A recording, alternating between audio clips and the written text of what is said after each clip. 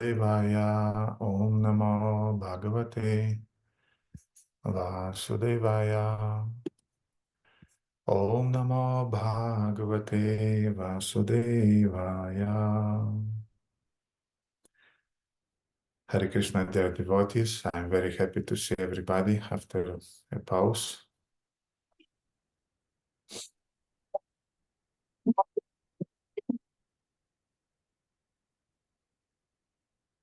Дарью не было слышно, поэтому я повторю.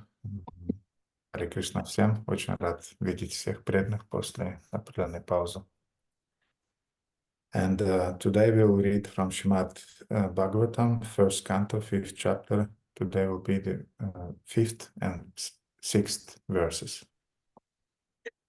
Сегодня мы будем читать из Шримад Бхагаватам, первая глава, 5-6 стих. Да, первая глава, первая песня, 5 глава, 5-6 стих.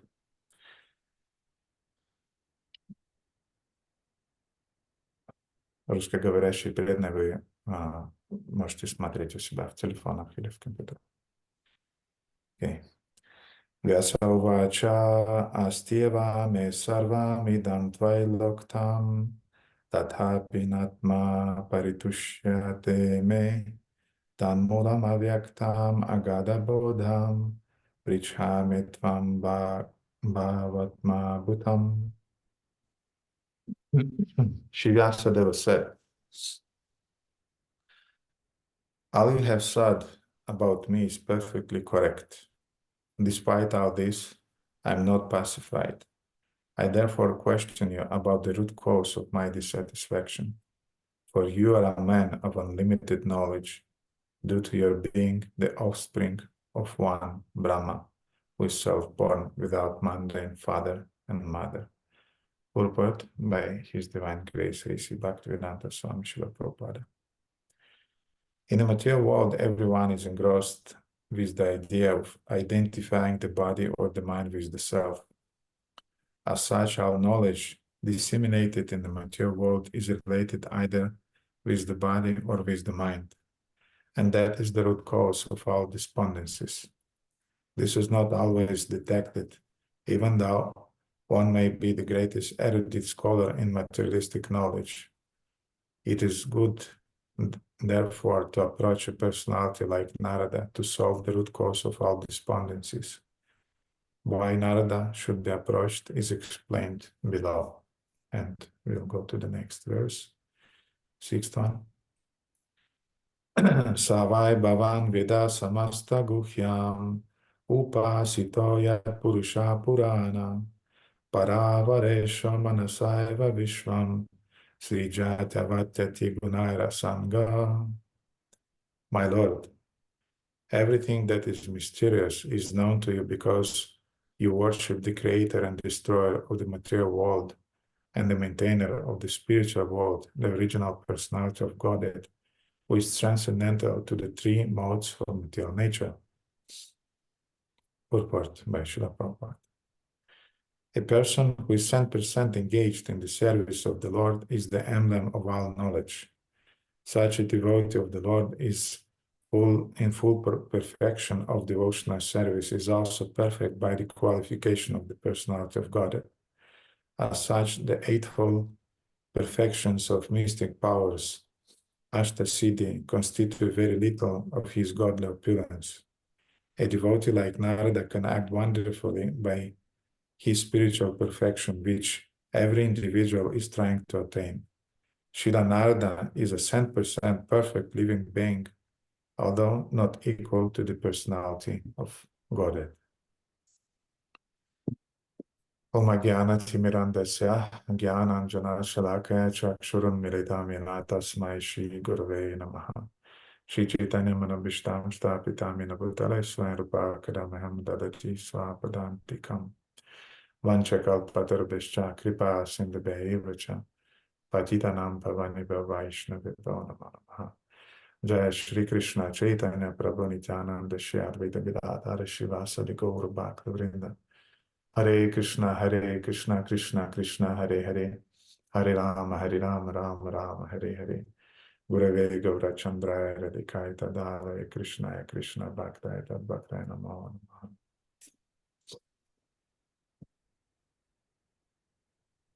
So in these two verses, Vyasa is showing his humble and devotional attitude towards his spiritual master, towards Narada Muni. Показывает свое смирение, уважение к своему духовному учителю Нарада Муни. We heard about pride and envy as being sisters. Мы слышали о том, что зависть и гордость являются сестрами. Some lectures back, we discussed the point that usually when we don't follow the Guru Shishya Maryada, this is because of either envy or because of ignorance. И мы обсуждали несколько лекций назад, что если мы не следуем Гуру Шишья Марьяда, это или из-за зависти, или из-за гордости. Или из-за невежества. И невежества. Ignorance. And of course, Vyasa cannot be either ignorant or envious. И само собой Вьяса не может быть невежественным или завистливым. But still, Vyasa is playing a role of a disciple. Но все же Вьяса играет роль ученика. And he's showing what means respect. И он показывает, что означает уважение. And let's go to those two sisters, to the envy and to the pride, because this is obviously our problems, not Vyasa's problems. И давайте вернемся к тем двум сестрам, к зависти и гордости, потому что очевидно, что это наши проблемы, а не проблемы Вьясы. And let's remember how pride is manifested in devotional life. Давайте вспомним, как гордость проявляется в жизни преданного. First of all, pride is manifest as fault-finding. Прежде всего, гордость проявляется как Fault-finding. Искать вину у кого-то другого, виноватого. Поиск недостатков. Недостатков. Pride also can manifest as victimization. Также гордость может проявляться как жертва, состояние жертвы. And all of us, we like it very much. This is very convenient. И всем нам очень нравится это делать, это очень часто встречается. Because you can blackmail everybody around you. Потому что вы можете обвинять всех вокруг вас. Можете шантажировать. Шантажировать. Also, one of the manifestation of arrogance or of pride is self-praise. И также одно из проявлений гордости или гордыни – это восхваление себя. And all of these things, they're included in the term that Srila Bhaktivinoda Thakur and our previous acharyas were using often. И все это описывается в словах, которые часто использовал Бхактивинод Такур и другие учителя. And this term is called pratishta. И этот термин, он называется пратишта. Pratishta, we have this word sthan. Пратишта, у нас есть это слово стхан. Sthan means a place. Стан означает место. For example, we have the word Kazakhstan. Например, у нас есть слово Казахстан. Or Hindustan. Или Хиндустан. Afghanistan. Афганистан. And so on. We have many, Turkestan, we have many stans. Туркестан, у нас есть очень много станов. So those stans means such and such stan place. То есть это означает, стан – это такое место. Такое-то, такое-то место. And in the same way, from this word, Sanskrit root stan is coming pratishta. И точно так же из этого слова стан происходит слово пратиштстан. Да. But it's pronounced without stan, it's just pronounced like pratishta. Но произносится без стан, просто пратиштха. And pratishta means that I am the Lord of this stan. I am the Lord of the things that are around me. И это означает, я являюсь повелителем этого места, стан, того, что окружает меня. I am the Lord of the resources. Я повелитель всех ресурсов. I am the Lord of some segment that I am controlling. Я повелитель какого-то определенного сегмента, который я контролирую. For example, in the place that we are renting here in Bucharest. Например, то место, где мы, которое нам сдают в аренду здесь, в Бухаресте. There is a guard whose mission is just to push the button when the barrier is opening, when you have to drive in with your car. Так, здесь есть охранник, у которого единственная задача нажимать на кнопку, чтобы поднимать барьер, когда въезжает машина.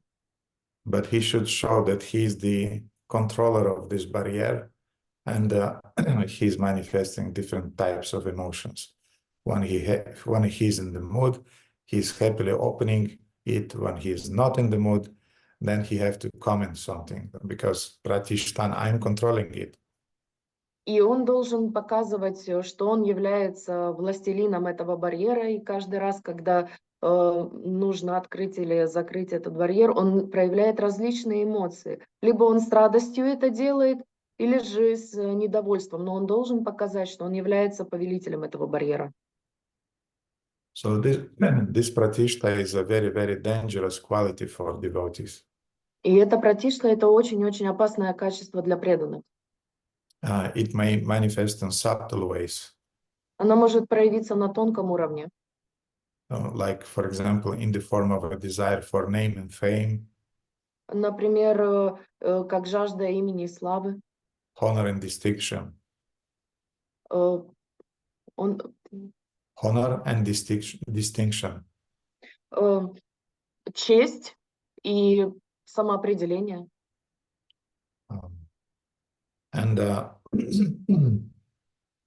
I'm the best devotee, I'm the best pujari, I'm the best cook, and so on. I'm the best servant. Я лучший преданный, я лучший пуджари, я лучший повар, я лучший слуга и так далее.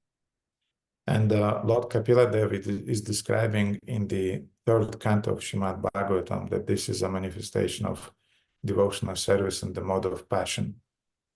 И Капила Дев в 3 главе Шримад Бхагаватам говорит о том, что это является преданным служением в страсти. In 3:29:9 he's saying, В главе 3:29:9 он говорит: the worship of deities in the temple by a separatist with a motive for material enjoyment, fame, and opulence is devotion in the mode of passion. Когда божеству в храме поклоняется индивидуалист, который служит Господу, рассчитывая на вознаграждение в форме материальных наслаждений, славы и богатства, его служение является преданным служением в гуне страсти. So these qualities are included, pride is included in pratishta. То есть это качество, гордость, оно включено в пратиштху. There is a very beautiful article written by Bhaktivinoda Thakur. И есть очень красивая статья, написанная Бхактивинодом Такуром. It's called Pratishta Parivarjana, which means, about the desire for name and fame. Эта статья называется Пратишта Париварджана, которая означает жажда имени и славы. And in that article, Bhaktivinoda Thakur is saying, И в этой статье Бхактивинод Такур говорит. We'll read some quotes from that article. Мы прочитаем несколько цитат из этой статьи. This desire contaminates our hearts and pollutes our character. Это желание оскверняет наши сердца и портит наш характер. Although we may make a great effort to control lust, anger, greed, illusion, and envy, and although we perform severe austerities to control the senses, concealed within our hearts the desire for pratishta in the form of a wild infant animal continues to grow. Хотя мы прилагаем огромные усилия, чтобы контролировать похоть, гнев, жадность, иллюзии и зависть, и хотя мы совершаем суровые аскезы, чтобы контролировать чувства, сокрытое в наших сердцах желание пратиштхи в форме дикого детеныша животного продолжает расти. So we may do a lot of sadhanas and a lot of services, but if we are not attentive and we are feeding this pratishta, then everything will fail.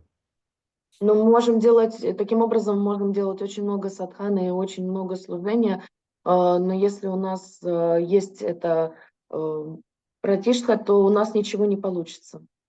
Then Bhaktivinoda Thakur is continuing, he's saying, И тогда Бхактивинод Тхакур продолжает говорить в этой статье. nowadays the acharyas and even Vaishnavas cannot tolerate the slightest disrespect. В наши дни ачарьи и даже вайшнавы не могут терпеть ни малейшего неуважения. They endeavor to enhance their dignity by placing their feet on the heads of all. Они стараются повысить свое достоинство, ставя стопы всем на головы. So maybe we are not putting our feet on the heads of people around us. И, возможно, мы не ставим стопы на головы людям, которые нас окружают. But on a subtle way, we still want to dominate over people. Но на тонком плане мы все равно хотим доминировать над людьми. Then he's saying it is not unreasonable for an acharya to receive respect from others. И тогда он говорит, для ачарьи вполне разумно заслужить уважение со стороны других. Like it's reasonable to offer respects to the parents, it's reasonable to offer respects to teachers and so on.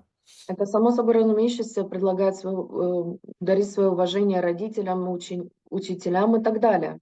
But they're accepting this respect for your benefit, not for their benefit. Но они принимают это уважение для твоего блага, не для своего блага. And so he's explaining that. But if he carves that respect for himself, what is his real value? И поэтому он продолжает. Но если он добивается такого уважения к себе, в чем его реальная ценность? So in our devotional life, people will respect the pujari. В нашей преданной жизни люди будут уважать пуджари. People will respect a member of a council in the community. И будут уважать члена консилиума в обществе. They'll offer respect to the temple president. Будут уважать президента храма. They'll offer respect to the brahmanas, Они будут уважать браманов. to the counselors, to the senior devotees.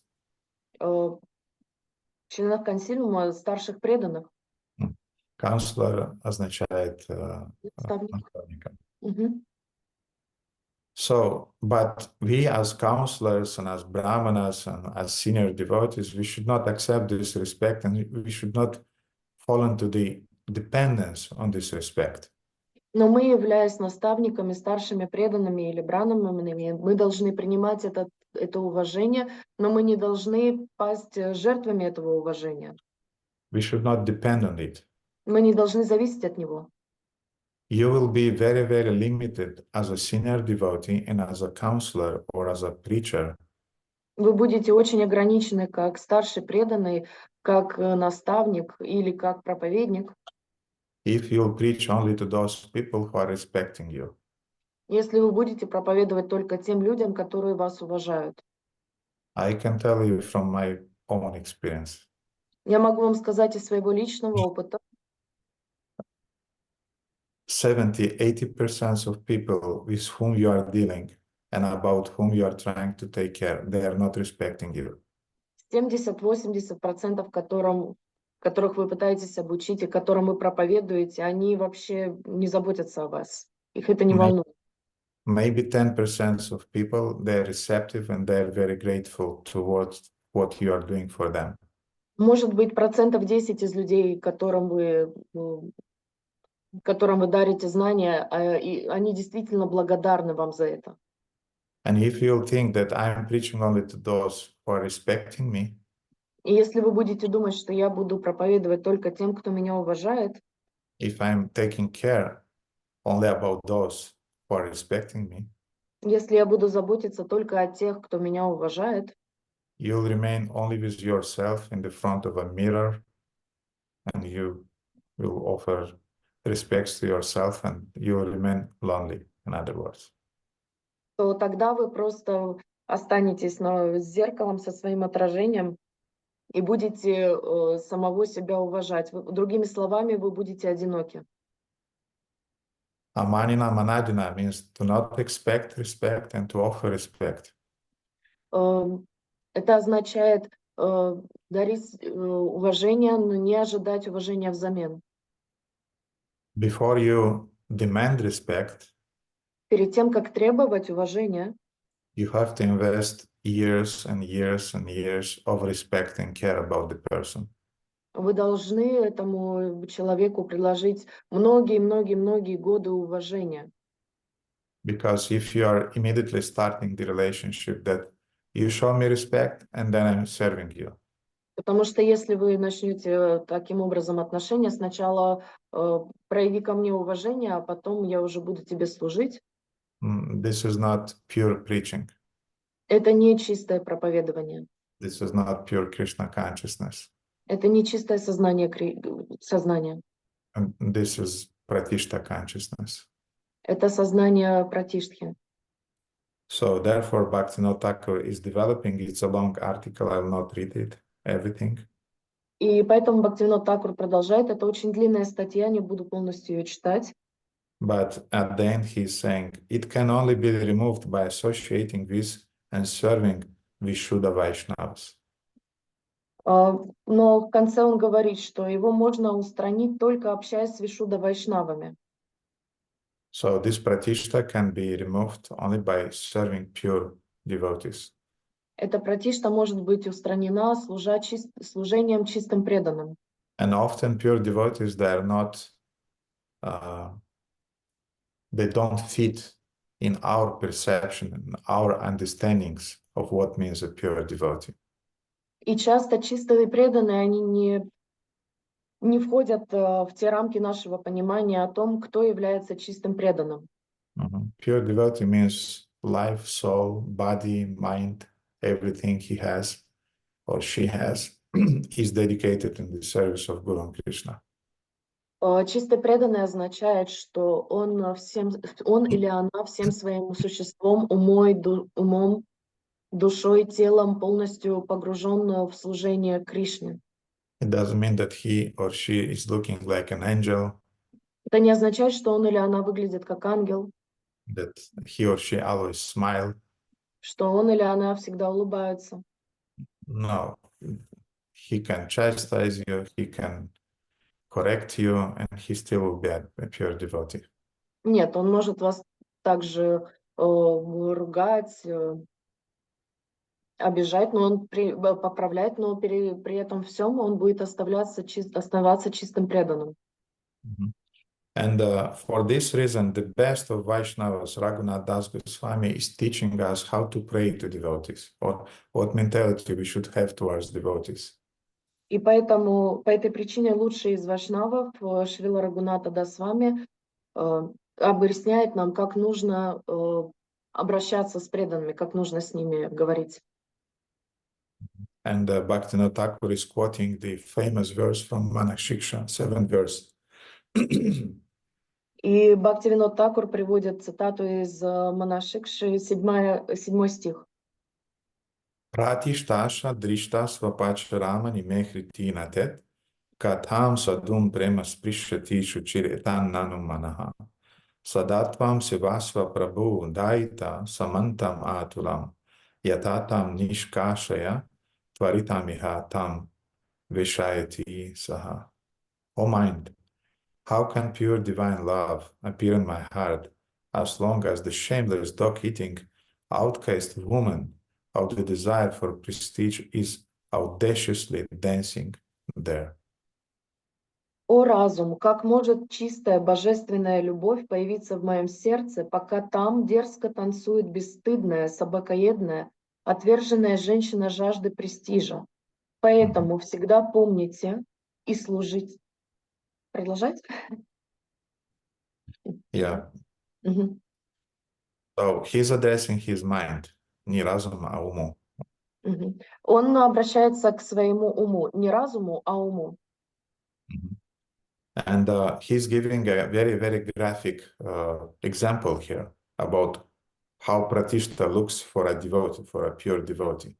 И он очень графично объясняет нам, как пратиштха возникает перед преданным, как он ее видит. So I don't think you'd like to associate with some dog eaters. И я думаю, что вы бы не хотели общаться с собакоедами. It means a person with a very, very low consciousness. Это означает личность с очень-очень низким состоянием сознания. Obviously, his manners or her manners will be very gross. Само собой, что его или ее манеры, они будут очень-очень грубыми.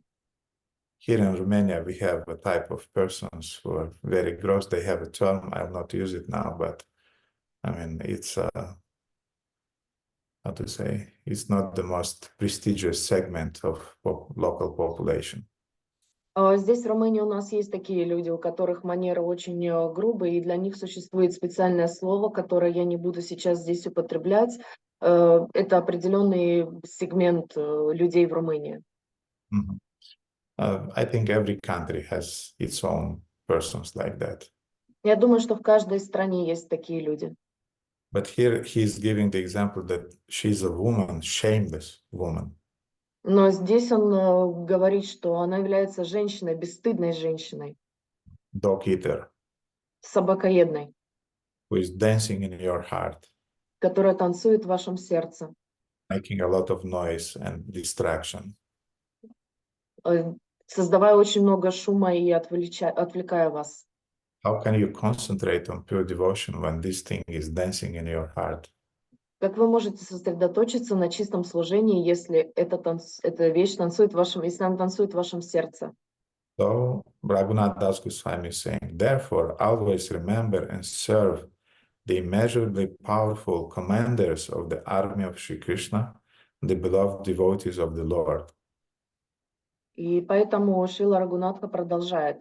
Поэтому всегда помните и служите неизмеримо могущественным командирам армии Шри Кришны, возлюбленно преданным Господа. So in other words, if you appeal to the devotees' help, they'll intervene and they'll draw away this shameless dog eater and they'll protect you. Другими словами, если вы воззовете к помощи чистых преданных, они придут к вам на помощь, и они избавят вас об этой бесстыдной, собакоедной, отверженной женщине.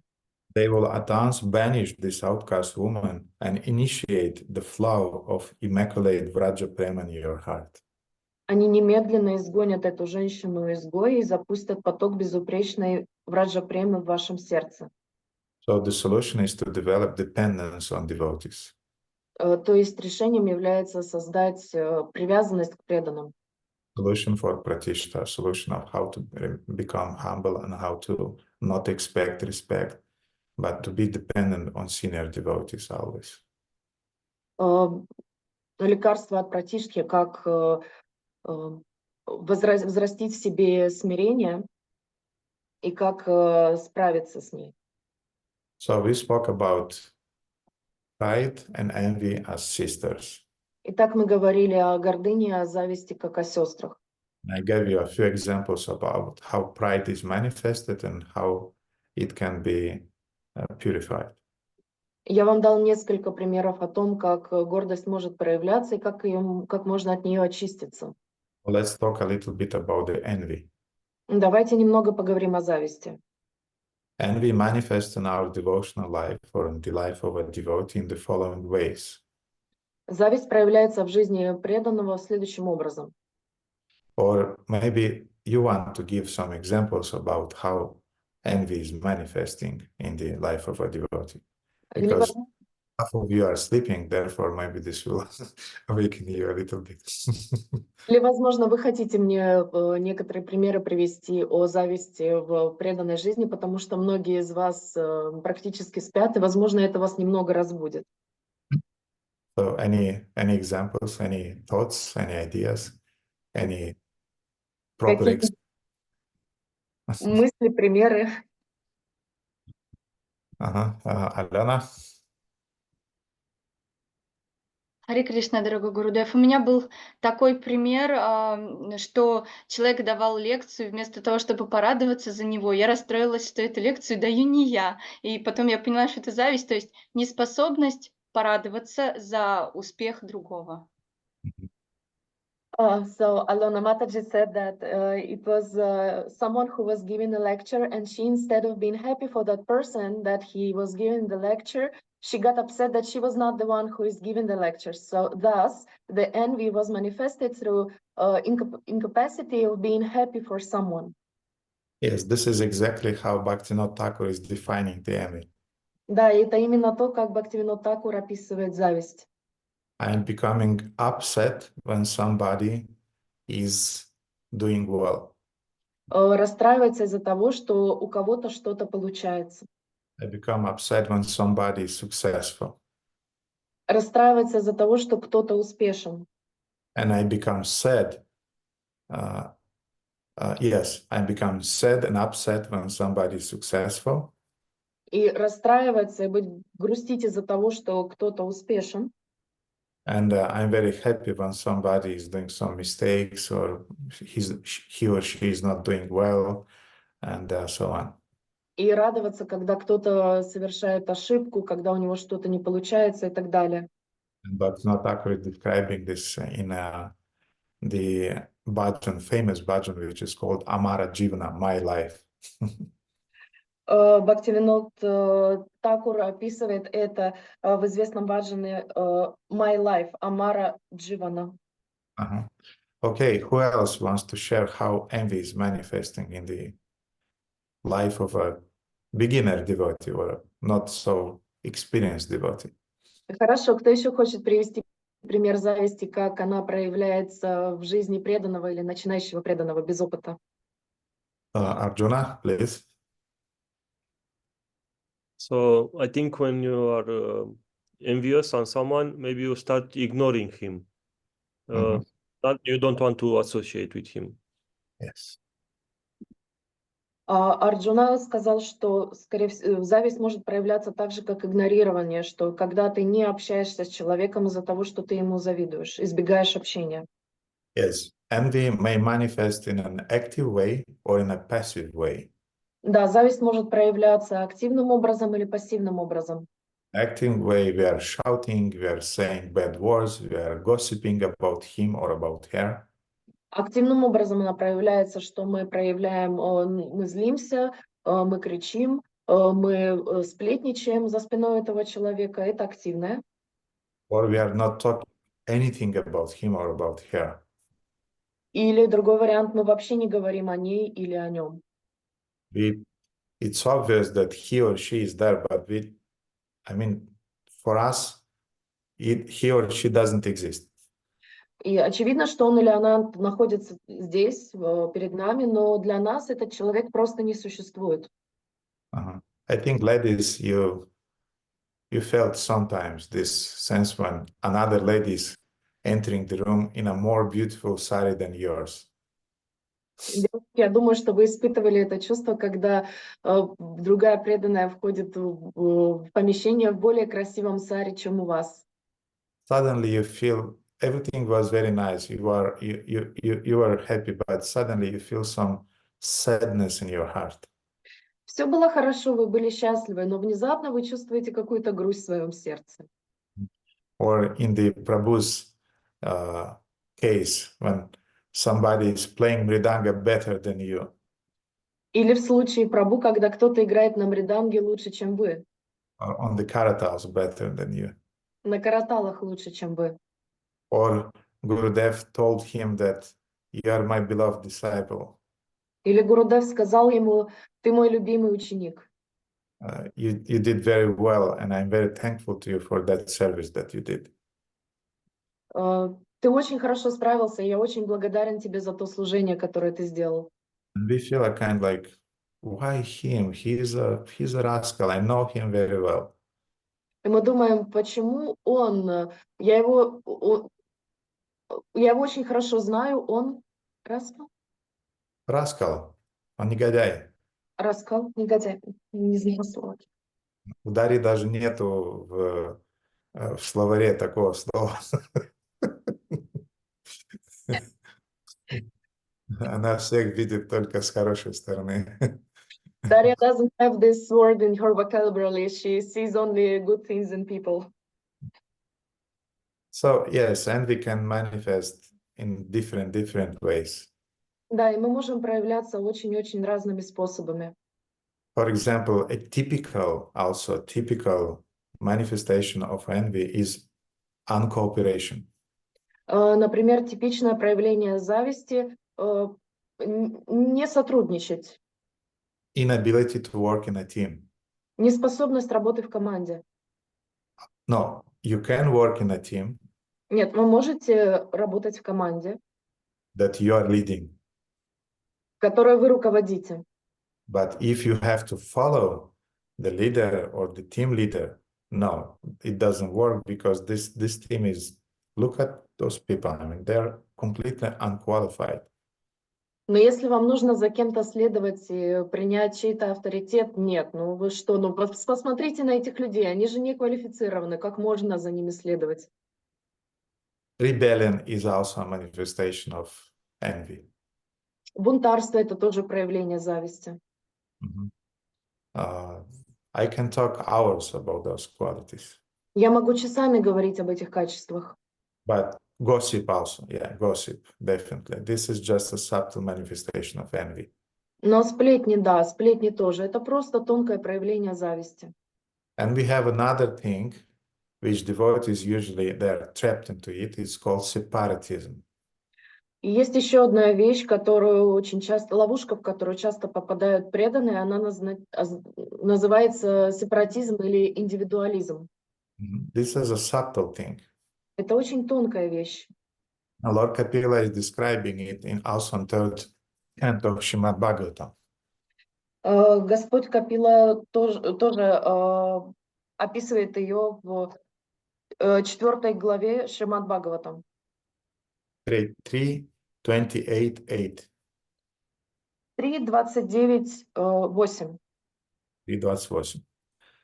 And his devotional service executed by a person who is envious, Преданное служение того, кто завистлив, proud, violent, and angry, горд, агрессивен, зол and who is a separatist, и проявляет задатки индивидуалиста,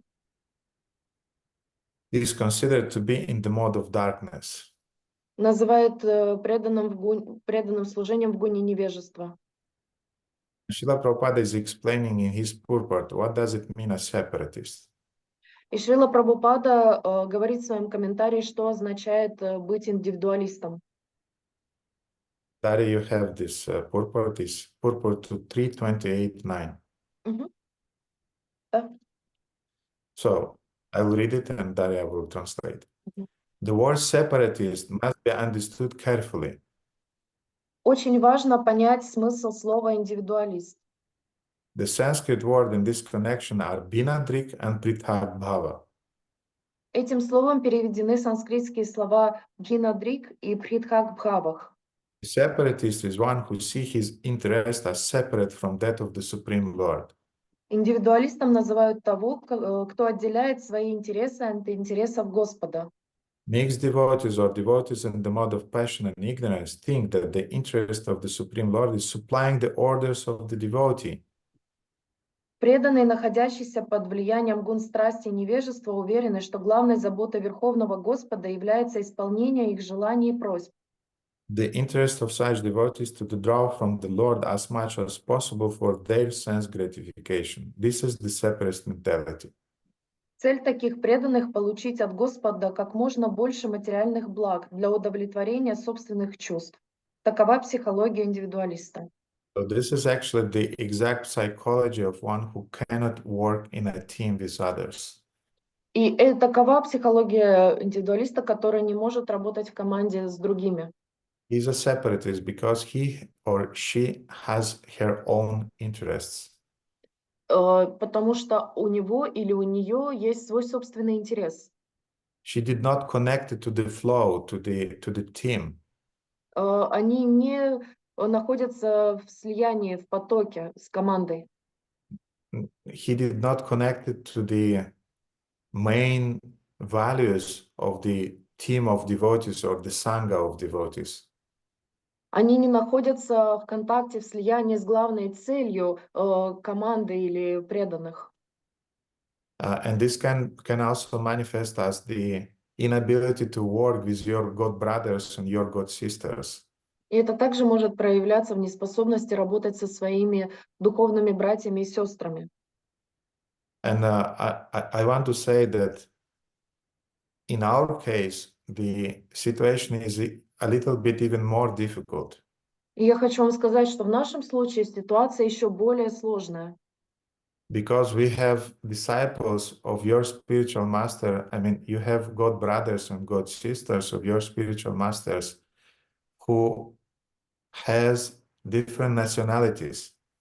Потому что у нас, например, у вас есть духовные братья и сестры вашего духовного учителя других национальностей. And different nationality means different mentality. И другая национальность означает другой менталитет.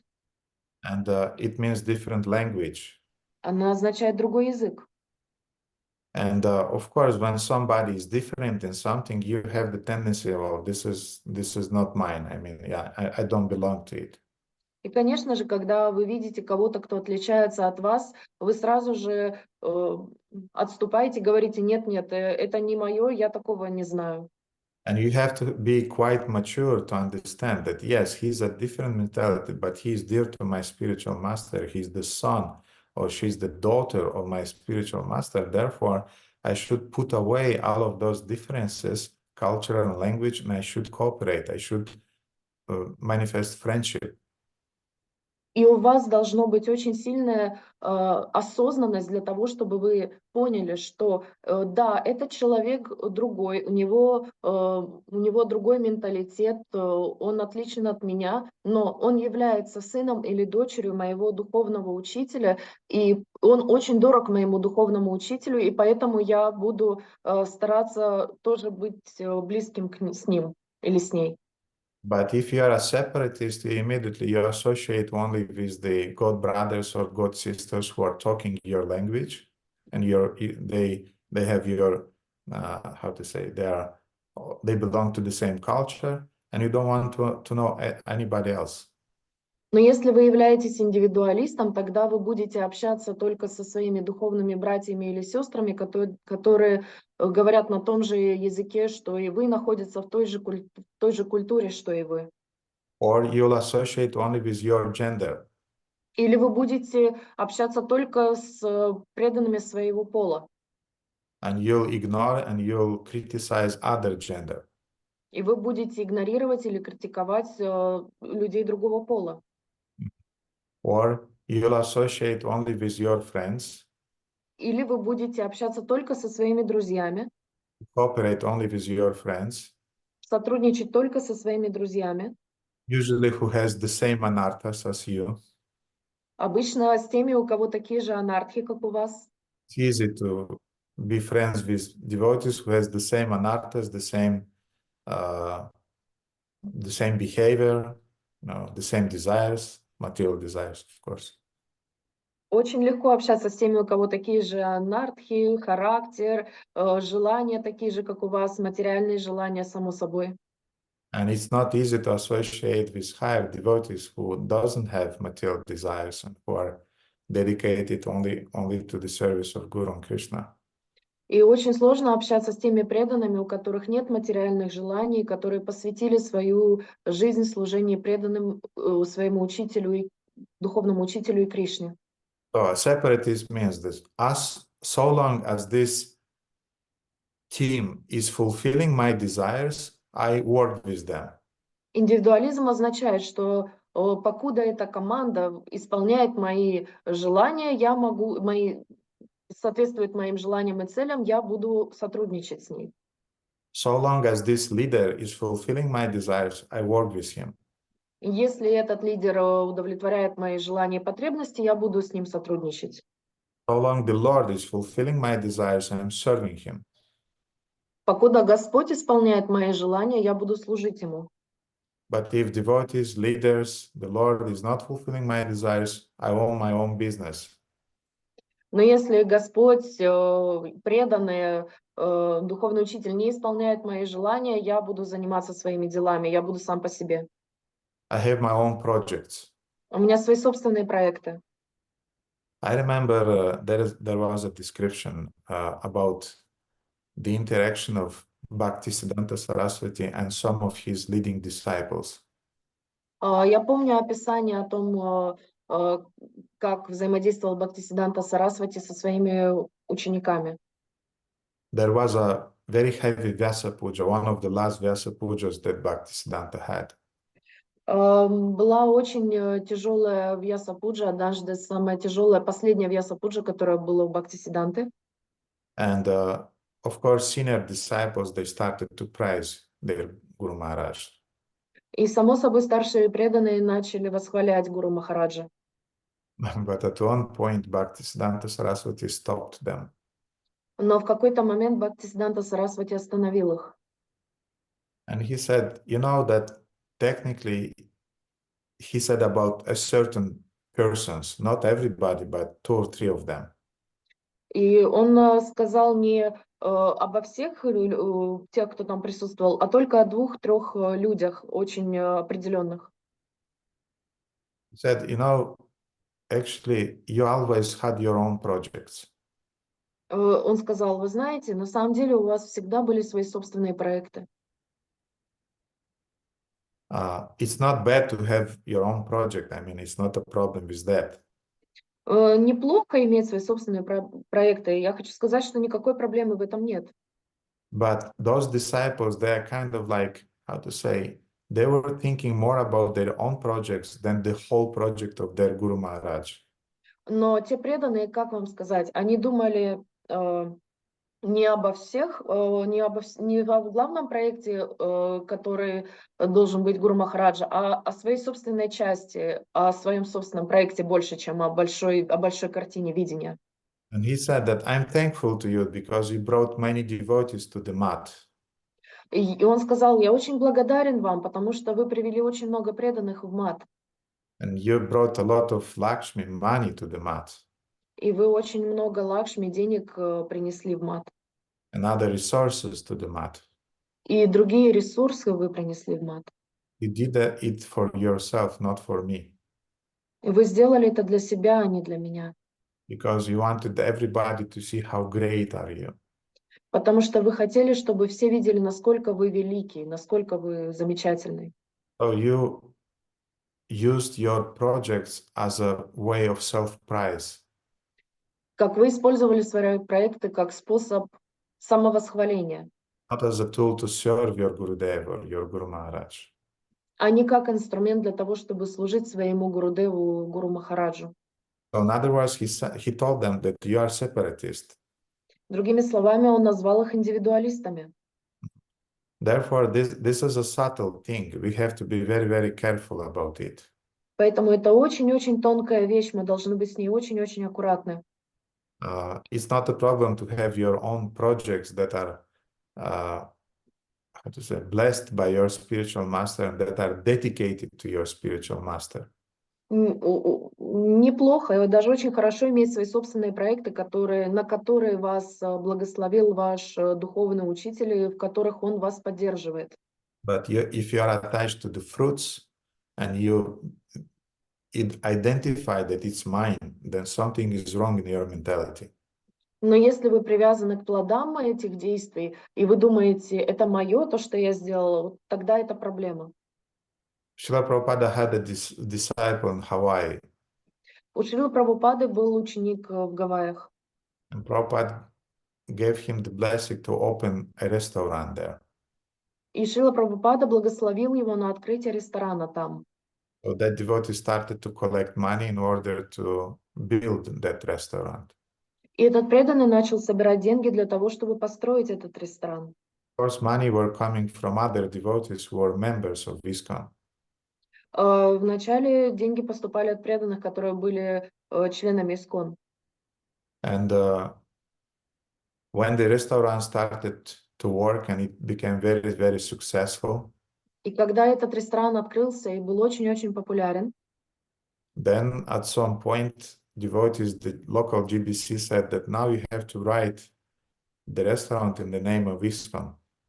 и тогда этот локальный GBC, он сказал, что теперь ты должен переписать этот ресторан на сообщество.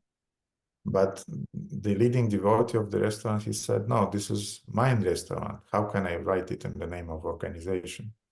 Но тогда преданный, который был главным в этом ресторане, он сказал, нет, это мой ресторан, как я могу его переписать на сообщество, на организацию?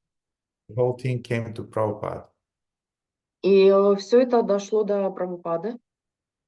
and Prabhupada had to intervene and to talk directly with that devotee. И тогда Шрила Прабхупада должен был вмешаться и поговорить лично с этим преданным. And he said, so whose restaurant is that? Тогда он спросил, чей это ресторан? And the devotee said, it's mine, Srila Prabhupada. И преданный сказал, он мой, Шрила Прабхупада. Prabhupada asked, whose disciple are you? А ты чей ученик? I'm yours, Srila Prabhupada. Я ваш, Шрила Прабхупада. Then to whom belongs all of your prana artha diya vacha? Тогда кому принадлежит твоя прана артха диавача? They belong to you, Srila Prabhupada, but the restaurant is mine. Она принадлежит вам, Шрила Прабхупада, но ресторан мой. And then Prabhupada understood that it's a really difficult case. И тогда Шрила Прабхупада понял, что это очень тяжелый случай. Prabhupada said, okay, then take it. И тогда он сказал, хорошо, тогда забирай его. And the local GBC, Tamal Krishna Maharaj, said, Prabhupada, we have to suit him. И тогда этот локальный GBC, которым являлся Тамал Кришна, он сказал, Шрила Прабхупада, мы должны его засудить. Prabhupada said, no, Прабхупада сказал, нет. it will make things even more worse. Это только усугубит ситуацию. Anyway, the story is long, but what I want to say, yeah, we as grihastas, we should have our own projects. В любом случае, история длинная, но я вам хочу сказать, что мы, как грехастхи, да, у нас должны быть собственные проекты. Doesn't mean that all of our projects should be written in the name of ISKCON. Не означает, что все наши проекты должны быть записаны на организацию ISKCON. But if you are asking the blessings of your spiritual master, you have to do it as a service of your spiritual master. Never forget that what is the source of the success that you have. Но если вы сделаете это с благословения своего духовного учителя, вы получаете это благословение, вы никогда не должны запоминать, никогда не должны забывать, откуда вы взяли ресурсы на то, чтобы у вас этот проект получился. Otherwise, you will fall into this separatist mentality trap. Иначе вы попадете в эту ловушку менталитета индивидуалиста. So now let's see how this mentality of a separatist, we spoke about how this mentality of separatist guided by arrogance and pride manifest in the life of a general devotee. Итак, мы с вами обсудили о том, как этот менталитет индивидуалиста проявляется через зависть и гордыню в жизни обычного преданного. Now let's see how this is manifesting exactly in the life of a disciple. Давайте теперь посмотрим, как конкретно это проявляется в жизни преданного. It accepts a quality which is described in the Shastras as Svatantra. Это описывается эти качества описываются у ученика как сватантра. Svatantra means that you accepted the guidance and even initiation from a guru. Сватантра означает, что вы получили наставление, даже инициацию от гуру. But you remain independent, Но вы остались независимым, disobedient, непослушным. and this is the worst quality of a disciple. И это самое худшее качество ученика. You even may agree externally with what the spiritual master is saying. Вы даже можете согласиться на внешнем уровне с тем, что вам говорит учитель. But internally you don't accept. Но внутри себя вы это не принимаете.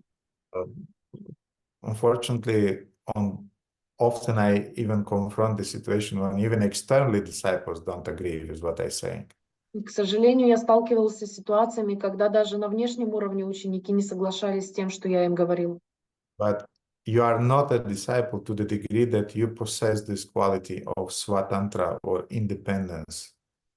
Но это означает, что вы не находитесь на том уровне у ученика сватантра, который соглашается. I'm speaking about unhealthy independence, not healthy independence. Я не говорю о нездоровой независимости, а о здоровой независимости. So unhealthy independence means that you don't care about what is the mood, what are the desires of your spiritual master. Нездоровая независимость означает, что вас не волнует, в каком настроении находится ваш духовный учитель, что ему необходимо. Either Shiksha Guru or Diksha Guru. То же самое относится к Шикша-гуру или Дикша-гуру. To some degree, a disciple should possess independence which is healthy. В какой-то степени у ученика должна быть независимость, которая является здоровой. I mean, you should not ask your spiritual master which kind of toothpaste you should buy. То есть вы не должны спрашивать у своего духовного учителя, какую зубную пасту вы должны покупать. And I mean, there are a lot of things that you have to do yourself. Я хочу сказать, что существует очень много вещей, которые вы должны делать самостоятельно. But to be frank, Но, честно говоря, if I'll know that my spiritual master is using a toothpaste, I'll buy it. если я узнаю, какую зубную пасту использует мой духовный учитель, я ее куплю. It's a whole discussion. It's a difficult, complicated discussion. Это целая тема для обсуждения, очень глубокая и сложная. For example, if my spiritual master will vote with a certain party, I'll vote with the same party. Если мой духовный учитель пойдет на определенное собрание, вечеринку, я тоже там буду присутствовать. Вот. Духовный учитель проголосует за определенную партию. Все, за определенную партию я тоже проголосую за эту партию. It doesn't mean that I'm losing my head. Это не означает, что я сошел с ума или голову потерял. No, it means that I have trust in the vision of my spiritual master. Это означает, что у меня есть полное доверие к моему духовному учителю. There are different disciples with different degrees of faith. Есть различные ученики с различной степенью доверия. For a disciple who maintains Svatantra independence, для ученика, который поддерживает сватантру, независимость, the fully dependent disciple will look fanatical. Для него полностью зависимый ученик будет выглядеть как фанатик. And he'll criticize him that, don't you have your own head, to decide which political party should be voted and things like that. И он будет его критиковать. У тебя что, своей головы на плечах нет для того, чтобы проголосовать за определенную партию? And I don't have my own head. I mean, my head is my Guru Maharaja's head. Да, у меня нет своей собственной головы. Моя голова — это голова Гуру Махараджа. But again, to the degree you are mature in your spiritual life, you know when you should have your own choices and when the choice should be done in accordance with the spiritual master's mood. Но по той мере, как вы будете прогрессировать в своей духовной жизни, вы будете осознавать, где вы должны сделать свой собственный выбор, а где ваш выбор должен быть основан на видении, на предпочтениях вашего духовного учителя. But let's go back to this Svatantra quality, independence. Но давайте снова вернемся к качеству сватантры, независимости. Any idea about who personify this quality of Svatantra, unhealthy independence from the spiritual master? Есть ли какие-то идеи о том, кто проявляет это качество сватантры, нездоровой независимости от духовного учителя? Who fits into that description from the Shastras? Кто подходит под это описание из шастр? Karana Krishna, you raised your hand, please.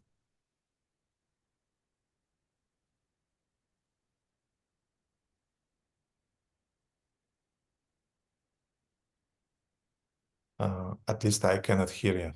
He's on the interpretation mode, so I think that's why he cannot talk on the main channel. You can write down in the chat, Karuna Krishna Prabhu, please. Okay. Yeah, we'll see what Karuna Krishna will write. Meanwhile, Victor can say. Хари Кришна, Гурудев, примите, пожалуйста, мои поклоны, вся слава Шриле Прабхупаде. В Бхагаватам есть история, как Господь Индра не поднялся, когда в зал собраний зашел его духовный учитель. Very good. Очень хорошо. Victor is saying about Indra who didn't rise up when his spiritual master entered the meeting, the gathering. That's a good example. Any Это other пример. fantastic examples? Другие примеры. Karuna Krishna wrote about Shringi, yes. Каруна Кришна написала о Шринге, да.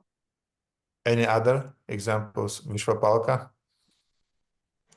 Хари Кришна, есть еще позитивный пример. И у меня с головы вылетело, как зовут. Там, где 3 шага от земли, Вамана Дев просел, и этот Махарадж, он отказался слушаться своего духовного учителя. Bali Maharaj. Да, спасибо большое, простите. The story about Bali Maharaj and 3 steps when he refused to listen to his spiritual master. Anything else? Что-то еще? Yamuna? Gurudev, nu mi-am amintesc numele dânsului, dar mi-ați povestit de curând de un discipol care mânca spuma de la viței, care mânca, nu mai știu numele dânsului. Maestru îi spunea, nu mânca, dar... Yes, Upamani is a good example. But Upamani in the beginning, then later he became a very, very good disciple, obedient disciple. Упамани в начале, который там пил молоко от коров и так далее, но потом он стал очень-очень хорошим учеником. Алена? Я забыла духовные имена, но учитель Кауравов и Пандавов, и вот и у него был ученик, который слепил его фигуру и, не спросив его, перенял его мастерство. Very good, Alena. Очень хорошо. The spiritual master of Kauravov and Pandavov, when they made his figure, his statue, without asking the permission of the spiritual master. Yes, his name was Ekalavya. Да, его имя было Экалавья. And Ekalavya is exactly the example that I was looking for. И Экалавья — это именно тот пример, который я искал. He accepted the guidance of Dronacharya externally. Он принял внешне наставления Дроначарьи.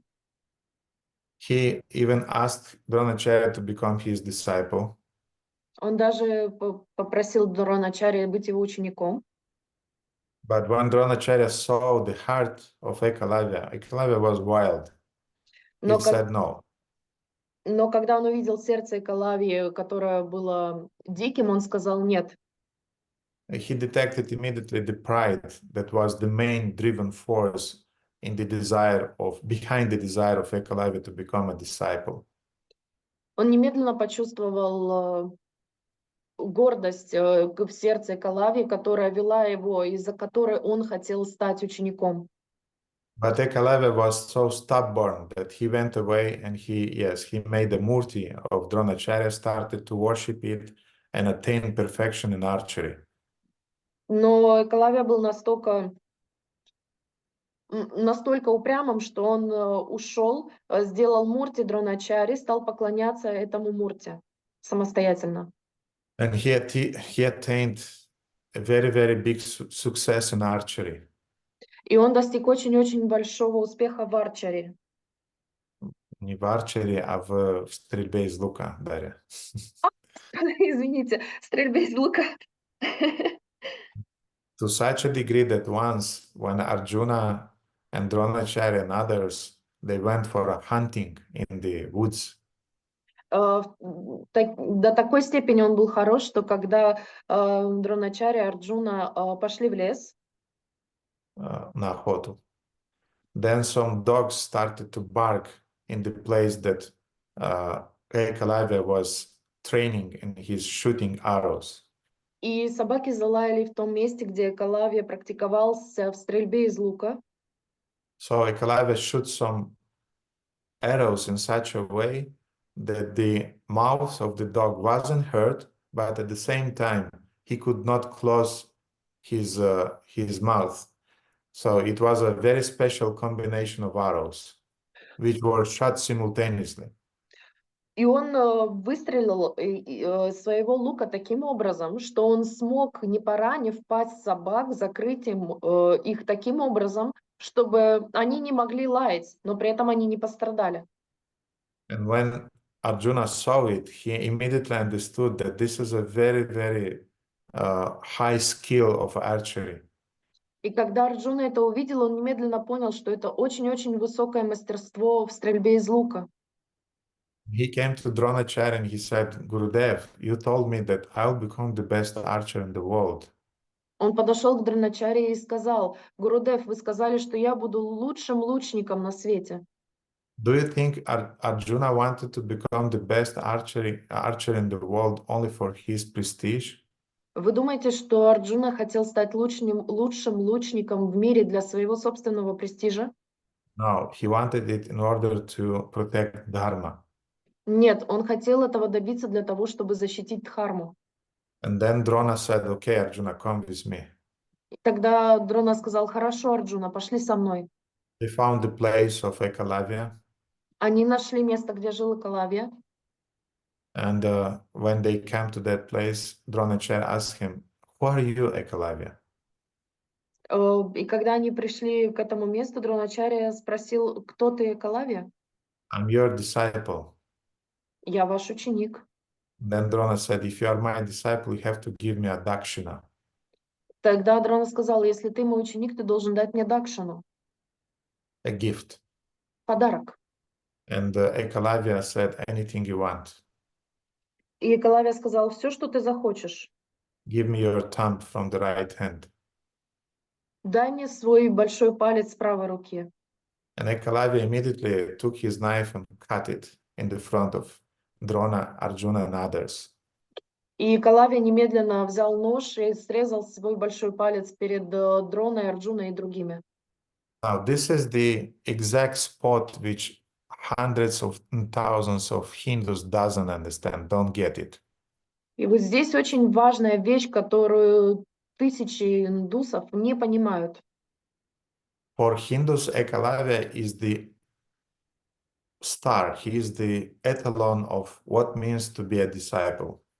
Для многих индусов Экалавья является звездой. Он является примером того, каким должен быть настоящий ученик.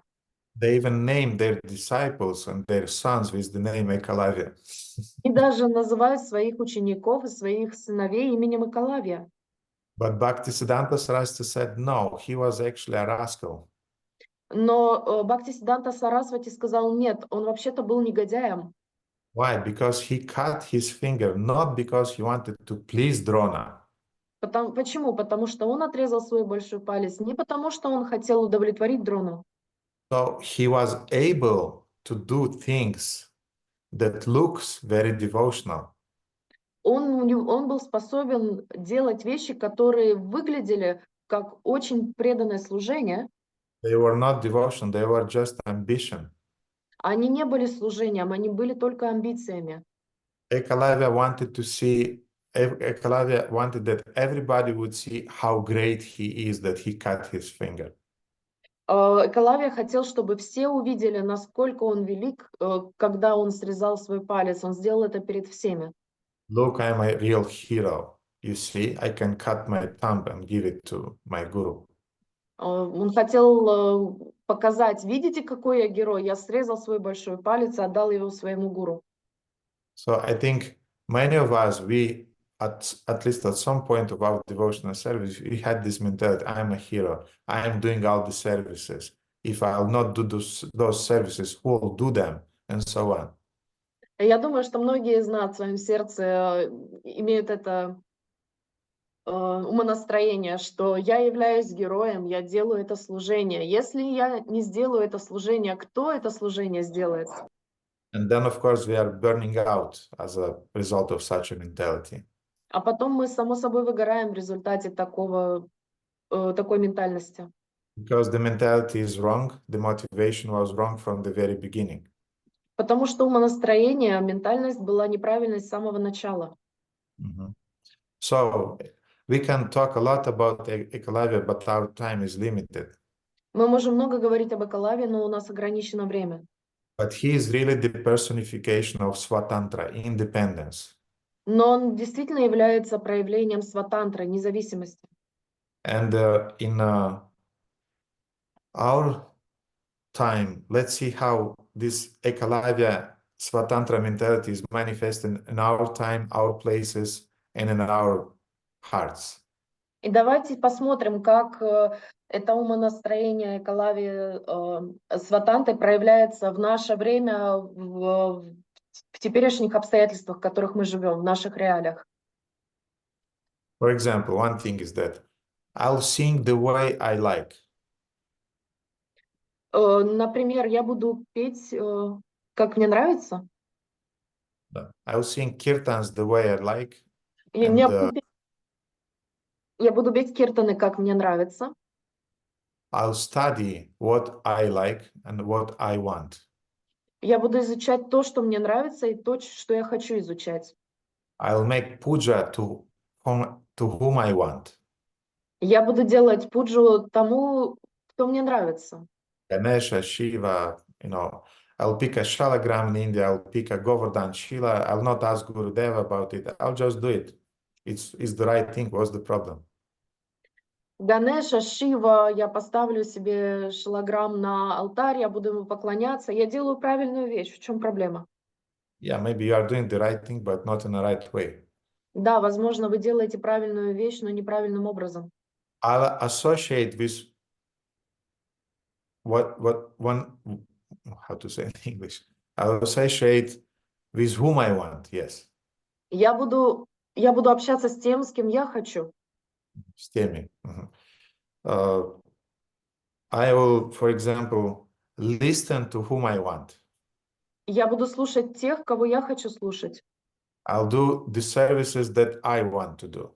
Я буду выполнять служения, которые я хочу выполнять. I'll put the tilak, the color of the tilak will be the color I want. Я буду тилаку себе ставить того цвета, который мне нравится. So nowadays we have devotees with black tilaks, right? I mean, red tilaks, whatever colors you want, you put. Сегодня мы видим преданных с черными, красными тилаками. Они ставят себе тилаки такого цвета, который им нравится. In India, I saw devotees in green dhotis, blue dhotis, red dhotis. Я в Индии видел преданных в зеленых дхоти, красных дхоти, в голубых дхоти. I mean, you are buying those dhotis only because they're available on Loi Bazaar. То есть вы покупаете эти дхоти только потому, что они доступны на Лой-базаре или... And, everything started very subtly. Вы знаете, все началось на очень тонком уровне. First of all, I mean, I can look a little bit radical now, but still I'll say it. Возможно, я сейчас покажусь вам очень радикальным, но я все-таки это скажу. You know that technically our japa bead bags, they should be white. Вы знаете, что наши мешочки с джапой, они должны быть белыми? Bhaktisiddhanta Saraswati insisted that white bead bag is the symbol of your pure heart. Бхактисиддханта Сарасвати говорил, что белый мешочек для джапа олицетворяет чистоту вашего сердца. It's inconvenient because you have to wash it often. И это неудобно, потому что вы часто должны его стирать. But yeah, you have to wash your heart, definitely. Да, потому что вы должны очищать свое сердце, само собой. But then in time, devotees started to use different colors of bead bags.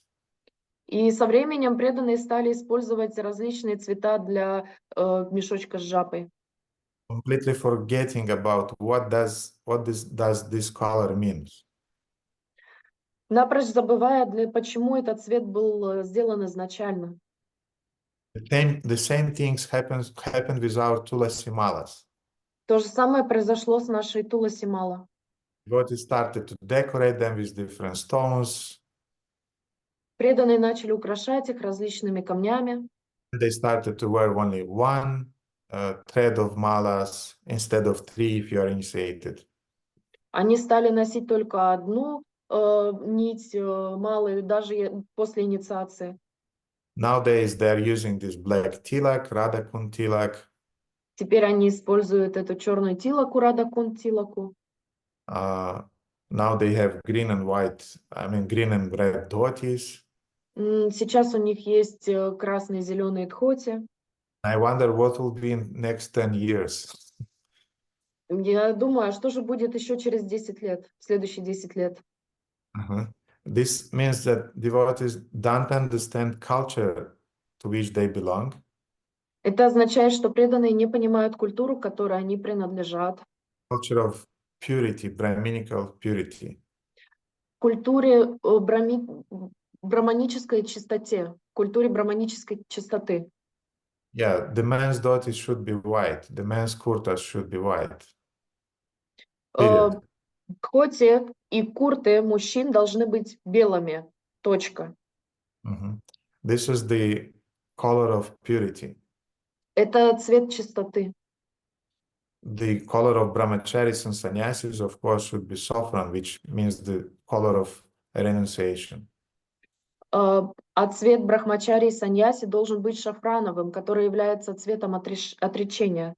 None of those colored kurtas that are sold in the Loi Bazaar, they're meant for lay people. I mean, for usual people, for usual Indians. They're not meant for devotees, for disciples, initiated especially disciples. Don't confuse those things.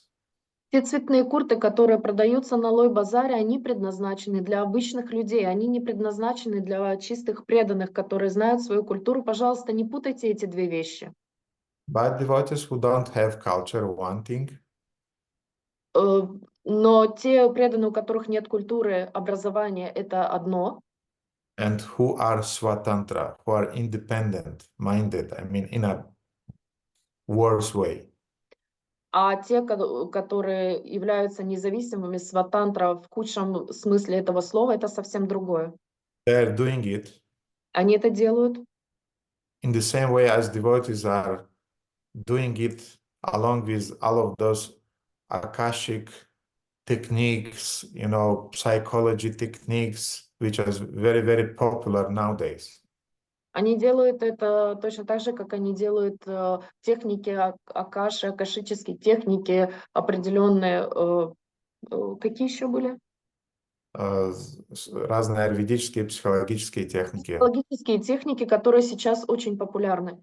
Nowadays, devotees are chanting different mantras on the same mala that they got from the spiritual master. В настоящее время преданные читают другие мантры на тех малах, которые они получили во время инициации. Many of them are not chanting their gayatris that they receive at the initiation. They're chanting Ganesha Gayatri, they're chanting Shiva Gayatris, Lakshmi Gayatris, whatever Gayatris are there available, they're doing it. Они вместо гайатри, которую они получили, они читают Ганеша Гайатри, Шива Гайатри, любую другую гайатри, которая им нравится. Or in the name of Raganuga Bhakti, they're chanting different Manjari Gayatris and Manjari mantras that they never received from their gurus.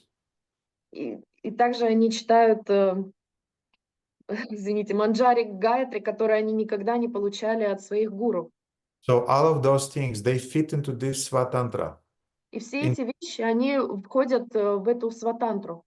Because you should wear the tilak you received at the initiation, you should chant the mantra that you received at the initiation, you should wear the clothes that you received at the initiation. Потому что вы должны носить тилаку, которую вы получили на инициации, вы должны читать мантры, которые вы получили на инициации, вы должны носить одежду, которую вам сказали носить на инициации. In the Vedic culture, this is unheard of, to have a tilak which and even the color of a tilak that doesn't belong to your school. В ведической культуре это немыслимо, чтобы носить тилаку другого цвета, который не относится к вашей культуре.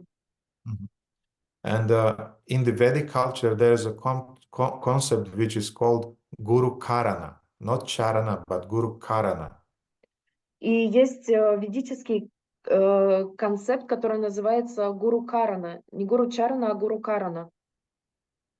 Gurukarana means I'll follow exactly what my guru is teaching me. Гурукарана означает, что я буду следовать очень четко именно тому, чему меня учит мой гуру. I'll follow the sadhana in the exact way he is teaching me. Я буду следовать садхане именно таким образом, которым он меня учит. I will sing kirtans in the exact way that he is teaching me. Я буду киртаны петь именно так, как он меня этому учит. I'll follow the culture in the exact way that he is teaching me. Я буду следовать культуре именно таким образом, которому он меня учит.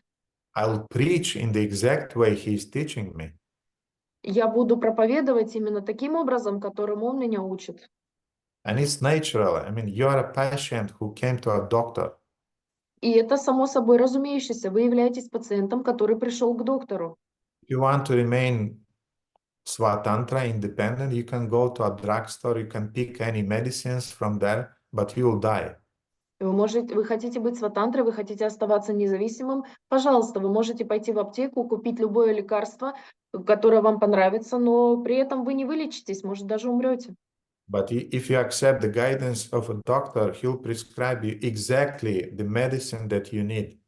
Но если вы примете наставление доктора, он пропишет вам именно то лекарство, которое вам необходимо. Now, the spiritual master has another very important ability. У духовного учителя есть еще одна очень важная способность. He is extracting the essence of the Vedas and transmitting you the essence of the Vedas. Он выбирает суть вед, и он передает вам эту суть. You cannot learn everything.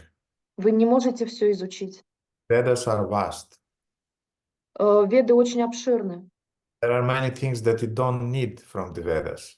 Есть очень много вещей в ведах, которые вам не нужны. But the spiritual master knows how to extract only those things that you need and he's giving you. Но духовный учитель знает, как извлечь самое необходимое из вед, именно то, что вам нужно, и передать вам это знание. He knows that you should become a servant in Lord Chaitanya's movement. Он знает, что вы должны стать слугой в движении Господа Чайтаньи. You have to help the preaching mission of Lord Chaitanya. Вы должны помогать проповеднической миссии Господа Чайтаньи. Later, by the mercy of Lord Chaitanya, Позже, благодаря милости Господа Чайтаньи, become a manjari under the Rupa Manjari, who is serving Lalita Devi. стать манджари под покровительством Рупа Манджари, который служит Лалита Деви. Because nowadays there are devotees who are saying, I'm not in the line of Rupa Manjari, I'm serving directly. I want to become a gopi who is a rival of Lalita Devi, or even a rival of Shrimati Radharani. We have different wild conceptions in the name of Raganuga Bhakti, spontaneous devotion. Но некоторые преданные говорят, что я не являюсь последователем Рупа Манджари, я хочу быть гопи, которая является прямым проявлением Лалита Деви, но это не... Запуталась в именах. То есть у нас есть самые дикие представления о том, что такое Рагануга Бхакти в наше время. В наше время преданные хотят быть просто гопи не в линии Лалиты Деви и не в линии Рупа Манджари. Они хотят, может быть, даже соревноваться с Лалитой Деви или с Шримати Радхарани. Есть очень много тупых, глупых представлений о том, что такое Рагануга Бхакти. And all of those things, deviations, they start with the simple things. Все эти ответвления, все эти отступления, они начинаются с очень тонких, простых вещей. You just put the tilak you want. Вы просто ставите тилаку, которую вы хотите, которая вам нравится. Use the dhoti you want. Вы носите доти, которые вы хотите. Use the color of the bead bag you want. Используйте цвет мешочка для джапа, который вам нравится. Think what you want. Э, Вы делаете то, что вы хотите. Вы поете. Поете, что вы хотите. You worship the deities you want. Вы поклоняетесь божествам, которым вы хотите. Do the service you want, not the community needs, but you want. Вы выполняете служение, которое вы хотите, не то, которое хочет сообщество, организация, а которое вы хотите. Sometimes ago, I spoke with a devotee here in Bucharest. Иногда я говорил с преданными здесь, в Бухаресте. Sometimes ago, I spoke with a devotee here in Bucharest. И какое-то время назад я говорил здесь с преданным в Бухаресте. And I said, you know, we have a strategy, we have a direction that we go. И я говорил ему, ты знаешь, что у нас есть стратегия, у нас есть цель, место, к которому мы идем. And the reply was very amazing. И ответ был потрясающим. I don't care, I just want to build a temple here in Bucharest. Меня это не волнует, я просто хочу построить здесь храм в Бухаресте. I mean, it's a good desire. Everybody wants a temple in Bucharest. Я хочу сказать, что это хорошее желание, все хотят храм здесь, в Бухаресте. But you look very similar with Ekalavya when you are saying this thing, ignoring the strategy that the whole community took. Но вы выглядите как Экалавия, когда вы отвергаете те стратегии, тот план, который вам предлагает организация. The real separatist mentality. Это настоящий менталитет индивидуалиста.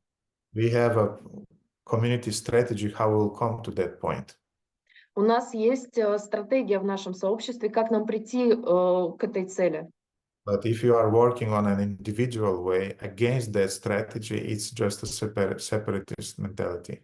Но если вы индивидуально работаете от этой стратегии, независимо от этой стратегии, это сепаратистское умонастроение.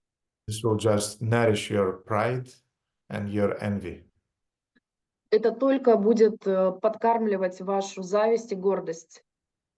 So therefore, let's go to the basics and remember what means to be a disciple. Поэтому давайте вернемся к истокам и вспомним, что означает быть учеником. Let's go to the very, very important purport that Srila Prabhupada is giving in Bhagavad Gita to 4:34. Давайте прочитаем очень важный комментарий, который Шрила Прабхупада говорит к Бхагавад-гите, глава 4, стих 34. He's saying no one can be spiritually realized by manufacturing his own process, as is the fashion of the foolish pretenders. Он говорит, нельзя достичь духовного совершенства, секундочку, через философские рассуждения и словопрения, которые не приведут человека на верный путь. The Bhagavatam 6:3-19 say, Dharmam tu sakshat bhagavat pranitam. The path of religion is directly initiated by the Lord.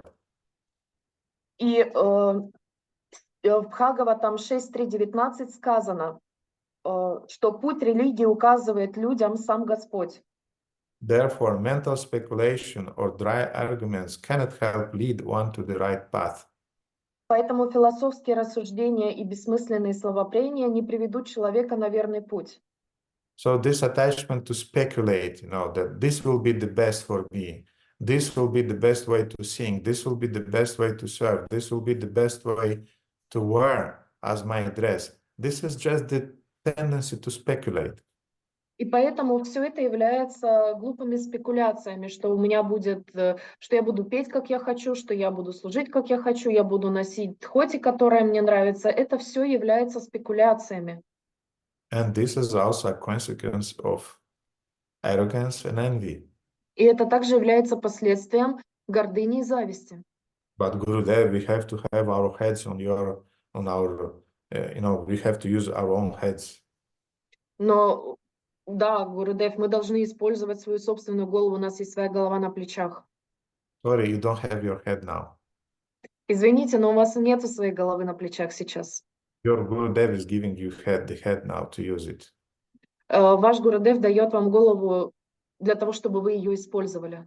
After 30 years, maybe you'll have some head there, maybe. Возможно, после 30 лет у вас будет голова на плечах.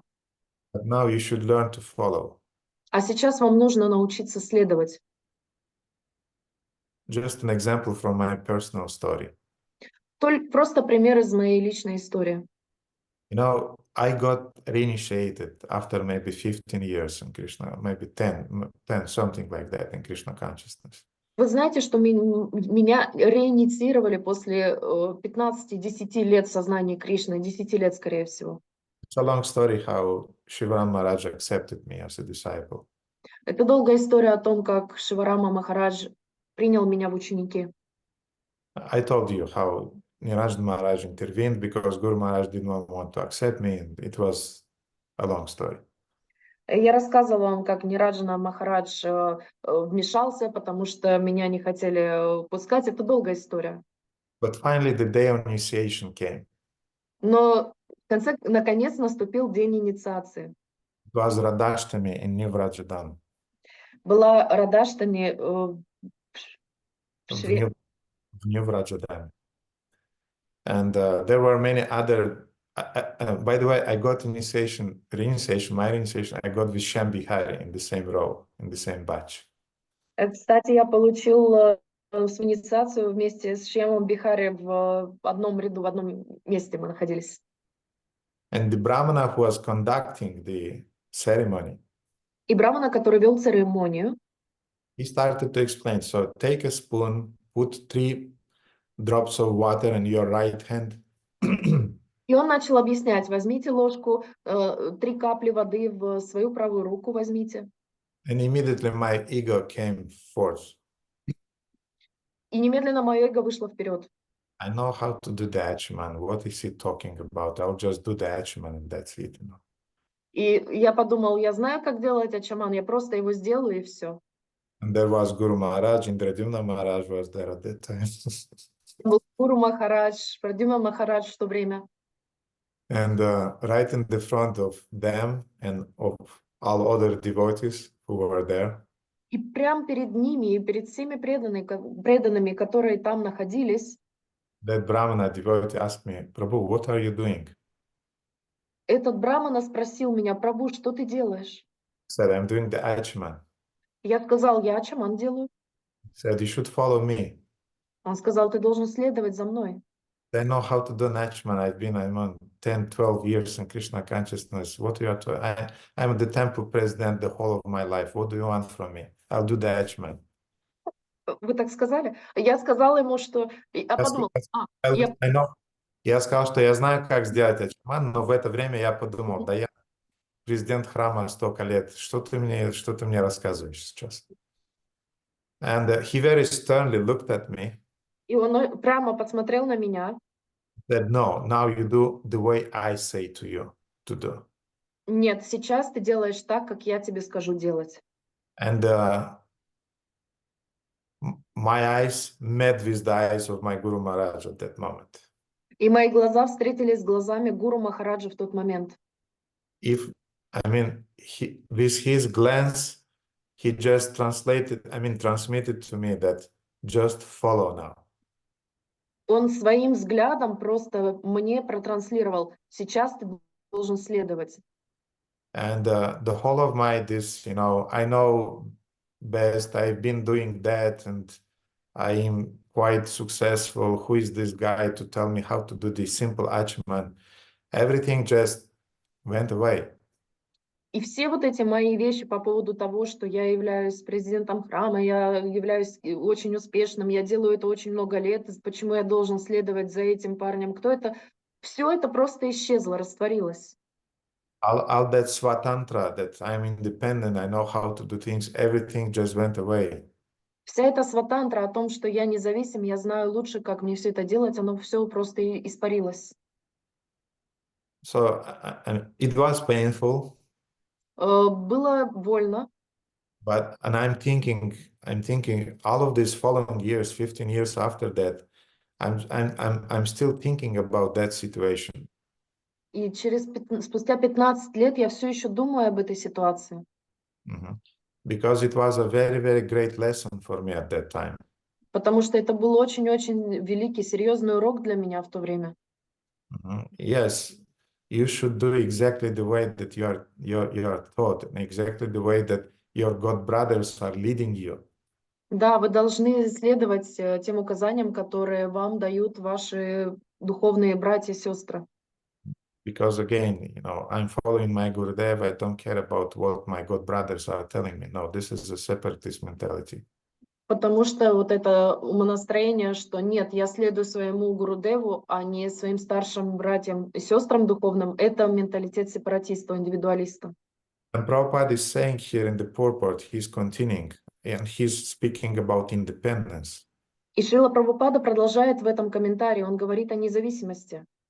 He's saying, nor by independent study of books or knowledge can one progress in spiritual life.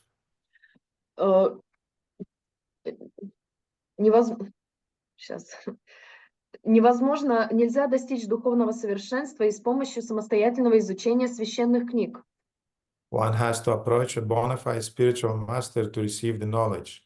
Чтобы получить знания, необходимо найти истинного духовного учителя. Such a spiritual master should be accepted in full surrender. Ученик должен беспрекословно выполнять все указания духовного учителя. And one should serve the spiritual master like a menial servant without false prestige. И, отбросив гордыню, служить ему, не гнушаясь даже черной работой. Do that, Shaman, as I told you to do, not as you want to do it. Делай ачаман, как я тебе сказал делать, а не так, как ты хочешь его делать. It wasn't even spoken directly by the spiritual master, it was spoken by his disciple. Это даже не от духовного учителя было произнесено им. Это произнес его ученик. But the spiritual master was completely synchronized by that senior devotee who was conducting the yagya. Но духовный учитель находился в полной взаимосвязи с этим старшим преданным, который вел ритуал. So I understood if I want to please my Gurudev, I have to follow his disciples. I have to follow the structure that he organized. И поэтому тогда я понял, что если я хочу удовлетворить своего духовного учителя, я должен следовать наставлениям старших преданных, той цепи, той сети, которую он организовал. Now let's complete this purport because it's very important. Давайте продолжим этот комментарий, потому что он очень важный. Satisfaction of the self-realized spiritual master is the secret of advancement in spiritual life. Секрет успеха в духовной жизни заключается в умении удовлетворить осознавшего себя истинного духовного учителя. Inquiries and submission constitute the proper combination of spiritual understanding. Пытливость и смирение – вот два качества, одинаково необходимых для того, чтобы постичь духовную науку. So in Russian we have смирение, но на самом деле здесь используется слово submissive. На английском submissive означает покорность. Поэтому это вопрошание и покорность. Это комбинация самая лучшая в духовной жизни. So inquiries and submission constitute the proper combination for spiritual understanding. Unless there is submission and service, inquiries from the learned spiritual master will not be effective. До тех пор, пока мы не станем послушными слугами истинно духовного учителя, наши вопросы к нему не принесут желаемого результата. One must be able to pass the test of the spiritual master, and when he sees the genuine desire of the disciple, he automatically blesses the disciple with genuine spiritual understanding. Каждый должен пройти проверку, устроенную духовным учителем, и когда учитель убедится в искренности ученика, он немедленно благословит его и откроет ему истинное духовное знание. What means passing the test? А что означает пройти тест? Do that Shman the way I told you to do. Делай ачаман таким образом, которым я сказал тебе его сделать. Sing the kirtan the way I told you to do. Пой киртан так, как я сказал тебе его петь. Worship the deities the way I told you to do. Поклоняйся божествам так, как я сказал тебе это делать. Deal with your God brothers and God sisters in a humble way, the way I told you to do. Общайся со своими старшими духовными сестрами и братьями очень смиренным образом, как я тебе сказал это делать. It's not enough to do service for your Gurudev. Недостаточно просто служить своему Гурудеву. Недостаточно делать служение своему Гурудеву. You should do that service the way your Gurudev wants from you. Ты должен выполнять это служение таким образом, каким Гурудев хочет от тебя его, чтобы ты исполнял. Because you can do the service, it's okay. Потому что ты можешь исполнять служение, это хорошо. For example, the Gurudev told you to be an organizer Например, Гурудев сказал тебе быть организатором or to be a counselor. или быть наставником.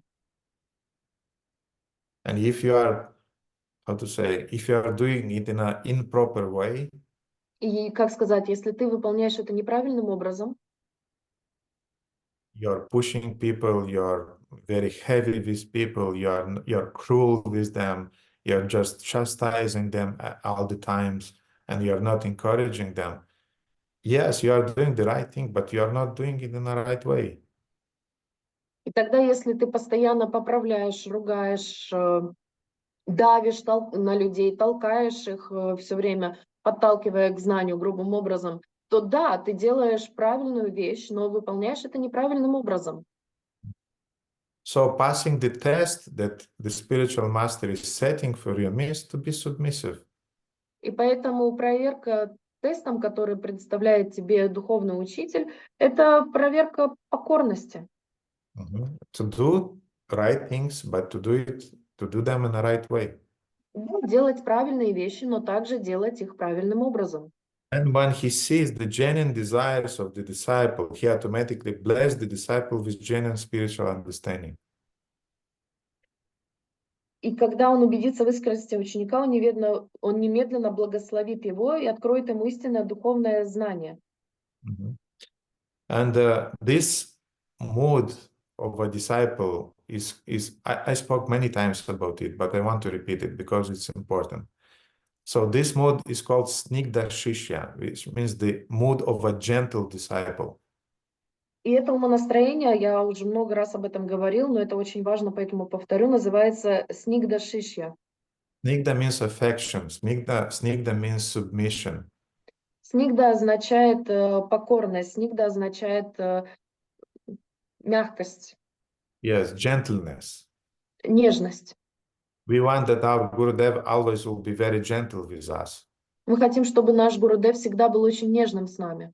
But look how you react when your Gurudev is correcting you. Но посмотрите, как вы реагируете, когда ваш Гурудев поправляет вас. Are you behaving gently? Вы нежно себя ведете? Or you behave very roughly, in a gross way? You use very harsh words responding. Или вы очень грубо себя ведете, необоснованно, и вы используете грубые слова? So think about those things. Подумайте об этих вещах. Snigdha Shishya means following the what is called Vatsanyaya. Снигдха Шишья означает следовать Варсаньяя. Following the mentality of Vatsa Nyaya. Vatsa means calf, the mentality of the logic of a calf. Ватсаньяя означает следовать умонастроению теленка. Spiritual knowledge is like milk that is nourishing us. Духовное знание — это как молоко, которое питает нас. And the calf who wants to get milk from the mother cow, he should follow a certain way of behaving towards his mother. И теленок, который хочет получить молоко от своей матери, он должен определенным образом вести себя со своей матерью. When the calf is coming for taking milk from the mother, he should put his head down. Когда теленок подходит к своей матери и хочет молока, он должен склонить свою голову. He should kneel at the cow's udder and beg for milk. Он должен преклониться перед коровой для того, чтобы попросить у нее молока. So in the similar way, if you want to get instructions, secret instructions, which are called bhajana rahasya, you have to know a way how to surrender and be gentle with your Gurudev, with your spiritual master. И поэтому, если вы хотите получить знания, секретные, тайные знания от своего духовного учителя Баджана Рахасия, вы должны подобающим образом попросить эти знания. So humility is the only way to receive knowledge, secret knowledge, to receive deep knowledge. Смирение, покорность необходимо для того, чтобы получить сокровенные, секретные знания. And when the calf is drinking milk from the mother, И когда теленок пьет молоко от матери, and the milk doesn't come easily, и молоко нелегко выходит, he should express his thirst that I want more milk. он должен выразить свою жажду. Я хочу больше молока. And the calf usually is very gently pushing with his head, he's pushing his mother. И тогда теленок очень нежно толкает головой свою маму. He's not using his horns. Он нога не использует. He's just pushing gently. Он просто нежно давит.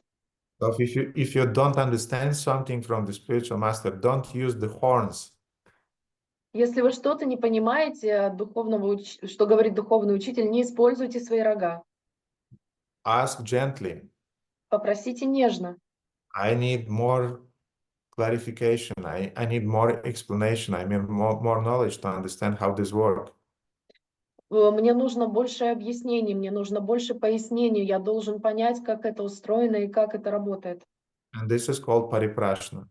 Это называется парипракшана. Arjuna put a lot of, how to say, in a way, inconvenient questions to Krishna and Bhagavad Gita. Арджуна задавал много неудобных вопросов Бхагавад-гите Кришне. But Krishna knew how to reply gently to Arjuna. Но Кришна знал, как нежно отвечать Арджуне. And Arjuna also knew how to express his doubts in a gentle way. И Арджуна также знал, как свои сомнения задать нежным образом. And the third part of this Vatsanyaya И третья часть этой Ватсаньяя is that when the calf grew up and became mature, his horns grew. это когда теленок вырос, стал зрелым, и у него выросли рога. And when the mother is seeing that he is grown up, then mother doesn't give him milk anymore. И тогда мать видит, что он стал взрослым, она больше не дает ему молока. The mother is saying, now go grazing. Она ему говорит, теперь иди, ешь траву. It means that when a disciple grew up, the mother will say, the teacher will say, go preach, go do services, take responsibility. Это означает, что духовный учитель, когда он увидит, что ученик вырос и созрел, он отправит его делиться духовным знанием. Иди проповедуй, иди помогай, иди возьми какую-то ответственность. When the disciple is young, the spiritual master will keep him or her nearby to train. Когда ученик не зрел, молод, не образован, духовный учитель будет его держать подле себя, защищая его и помогая ему. But when he'll grow up, then the spiritual master will say, now you should go and you should take responsibility for the mission. Но когда он вырастет, тогда духовный учитель скажет, все, теперь ты вырос, ты готов, ты должен взять на себя духовные обязательства. And this will be a sign of trust from this part of the spiritual master towards his disciple. И это будет знаком доверия духовного учителя по отношению к своим ученикам. Okay, what time now is 9:44. Какое время сейчас? 9:44. Well, there are different Vedic verses that demonstrate this quality of a disciple. I mean, the mentality of following the Gurukarana. Есть очень много стихов, которые описывают это умонастроение ученика, следование гуру Карана. And which express the desire of a disciple to receive knowledge and to receive guidance. которая выражает желание ученика получать духовное знание. For example, the famous Upanishadic verse Asatama Sadgamayo. Например, знаменитый стих из Упанишад. Oh Lord, please lead me from the world of Asat to the world of Sat, eternity. Пожалуйста, Господь, приведи меня из мира Асат в мир Сат, вечности. Please make me aware about spiritual reality. Пожалуйста, сделай меня осознанным о духовной реальности. Tamasima Jyotirgamayo, please lead me from the ignorance to the illumination. Пожалуйста, проведи меня от невежества к свету, к просветлению. Vritamam Amritam Gamayo, please make me immortal. Now I'm living in a mortal world. Please make me immortal. Сейчас я смертен, пожалуйста, сделай меня бессмертным. Please bless me with Amrita, the nectar of immortality. Пожалуйста, благослови меня Амритой, нектаром бессмертия. There is also the famous verse that Srila Prabhupada was using sometimes in this context of showing what submissiveness means towards spiritual master, is the verse from Chaitanya Charitamrita, Madhya 20:102. И также есть знаменитый стих, который использовал Шрила Прабхупада для того, чтобы когда разговор шел о покорности, из читания Чаритамрита, Мадхья 20, стих 102. Ke ame kena maya jarita patra ihanahi jani kemana hitahaya. Who I am? Why do the threefold miseries always give me trouble? If I do know this, how can I benefit? И почему меня преследуют тройственные страдания? Не зная этого, как я смогу обрести благо? I don't remember exactly. This was the words of either Rupa Goswami or Sanatana Goswami. Я не помню, кто конкретно сказал это, Рупа Госвами или Санатана Госвами. But we have the classical verse from the second chapter of Bhagavad Gita, Но у нас есть классический стих из 2 главы Бхагавад-гиты, which Arjuna is expressing his will to give up Svatantra independence and the will to follow Gurukarana, to follow the exact direction of Krishna. в которой Арджуна выражает свою готовность оставить Сватантра, свою независимость и следовать Гуру Каране. So 2:7, Arjuna is saying, Бхагавад-гита 2.7, Арджуна говорит: Karpanya dosha pahata svabhava prichami tvam dharma samudacheta yachesya nishchitam bruhitan me shishasteham sadimam tvam prapanam. Now I'm confused about my duty and I have lost all composure because of miserly weakness. In this condition, I am asking you to tell me for certain what is the best for me. Now I'm your disciple and a soul surrendered unto you. Please instruct me. Я больше не знаю, в чем состоит мой долг, и постыдная слабость скупца лишила меня самообладания. Поэтому прошу, скажи прямо, что лучше для меня. Отныне я твой ученик и душа, предавшаяся тебе. Наставляй же меня. This verse is expressing a certain mentality of a disciple.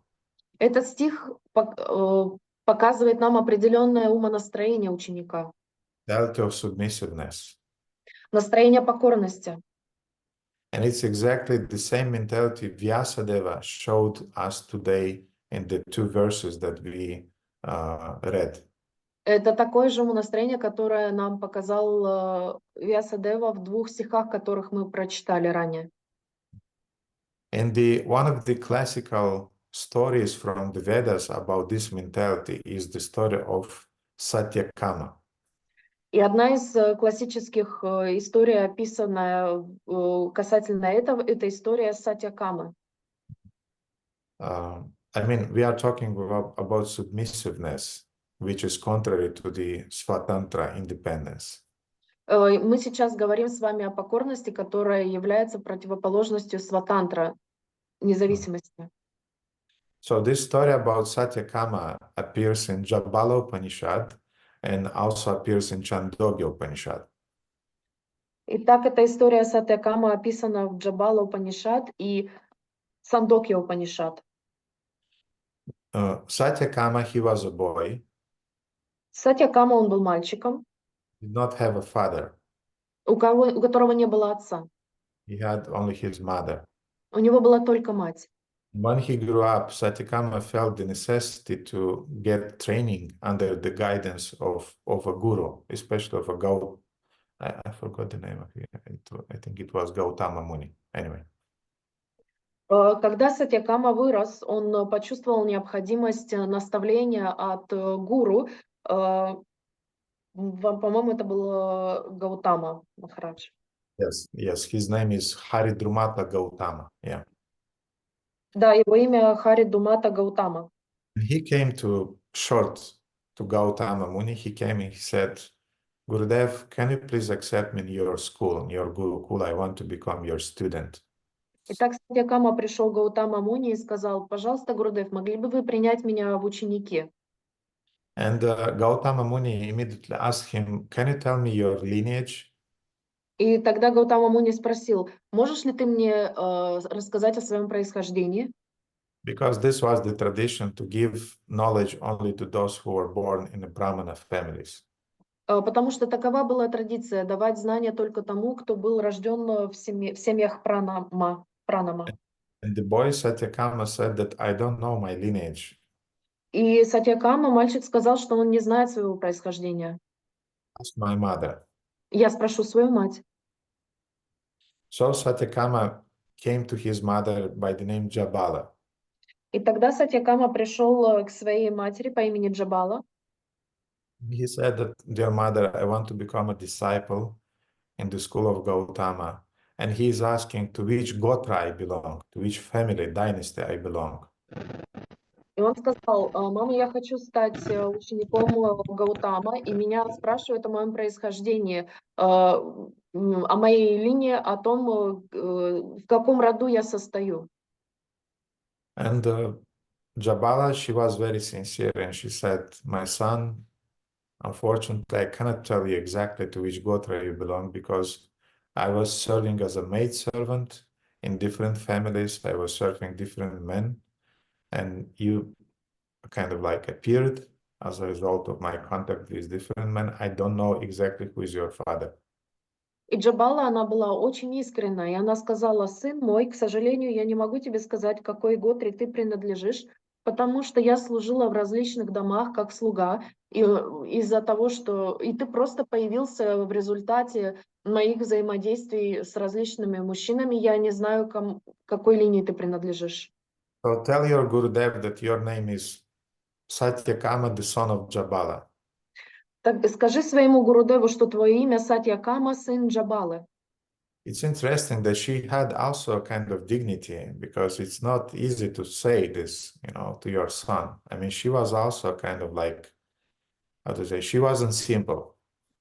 И это тоже показывает, что у нее было достоинство. Я хочу вам сказать, что это не так просто сказать такие вещи своему сыну. То есть поймите, что она тоже не была простой. And the name itself, Jabala, means someone whose profession is shepherding or tending sheep, goats, shepherd. И ее имя, само имя Джабала означает пастух или хранитель, пастух коз или овец. So she was a shepherd, I mean, and she was a simple lady, but at the same time, she had this dignity to tell the truth. То есть она была очень простой девушкой, но у нее в то же время было это чувство собственного достоинства для того, чтобы ответить подобающе. So Satyakama, he came to Gautama Rishi and he said, Gurudev, my mother doesn't know to which dynasty I belong. И тогда Сатьякама пришел к Гаутама Риши и сказал: Гурудев, моя мама не знает, к какой династии я принадлежу. So I'm Satyakama, the son of Jabala. Я Сатьякама, сын Джабалы. And the sage Gautama was very impressed by the boy's sincerity. И святой Гаутама был очень восхищен искренностью Сатьякамы. He said only a Brahmana boy would tell the truth in such a way, innocent way, straightforward way.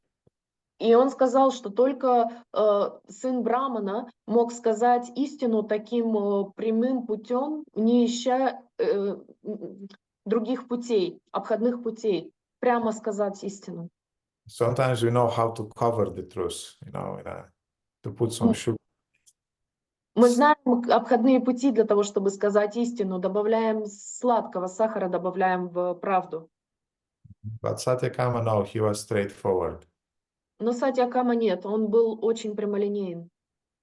He had the quality which is called Sharalata. Sharalata means he was simple. У него было качество шаралата. Шаралата означает простота. Sometimes how to say, the person is caught that he or she was gossiping, and you are telling her that you made some gossips, this is not right. No, I did not say it. No, I wasn't understood in a correct way. No, it was another situation. Вы знаете, когда вы подлавливаете людей, которые сплетничали за спиной всех, и вы их ловите на месте преступления, и вы им прямо говорите, что так и так ты сплетничал, и они сразу пытаются оправдываться. Нет, это было не так, неправильно меня поняли, все было по-другому сказано. This is this Kali Yuga Shudra quality that everybody has in their character nowadays. Это качество шудры, которое сейчас в Кали-югу у всех у нас присутствует.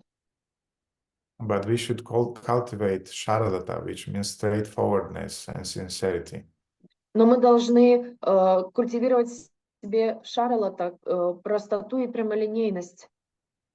Along with submissiveness and ability to follow Gurukarana, exactly follow the Guru's guidance. Вместе с покорностью и способностью следовать Гурукарана, наставлениям духовного учителя. So Gautama was very pleased, and he said, "Son, for sure you are the son of a Brahmana. I'll give initiation. I'll accept you as my disciple." И Гаутама Муни сказал: сын, я очень удовлетворен твоим ответом, ты наверняка сын Брамана, я приму тебя к себе в ученики. He initiated Satyakama. Он инициировал Сатьякаму. And then, as a sign of trust towards Satyakama, he said, "I have a herd of cattle, and I want you to take care about them." И он в знак доверия к Сатьякаме, он сказал ему: у меня есть стадо кого? Коров. Коров. У меня есть стадо коров, и я хочу, чтобы ты заботился о них.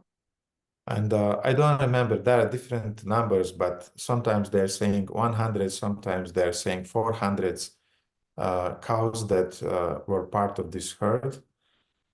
And Gautama said, they're sick cows, and you should take care about them.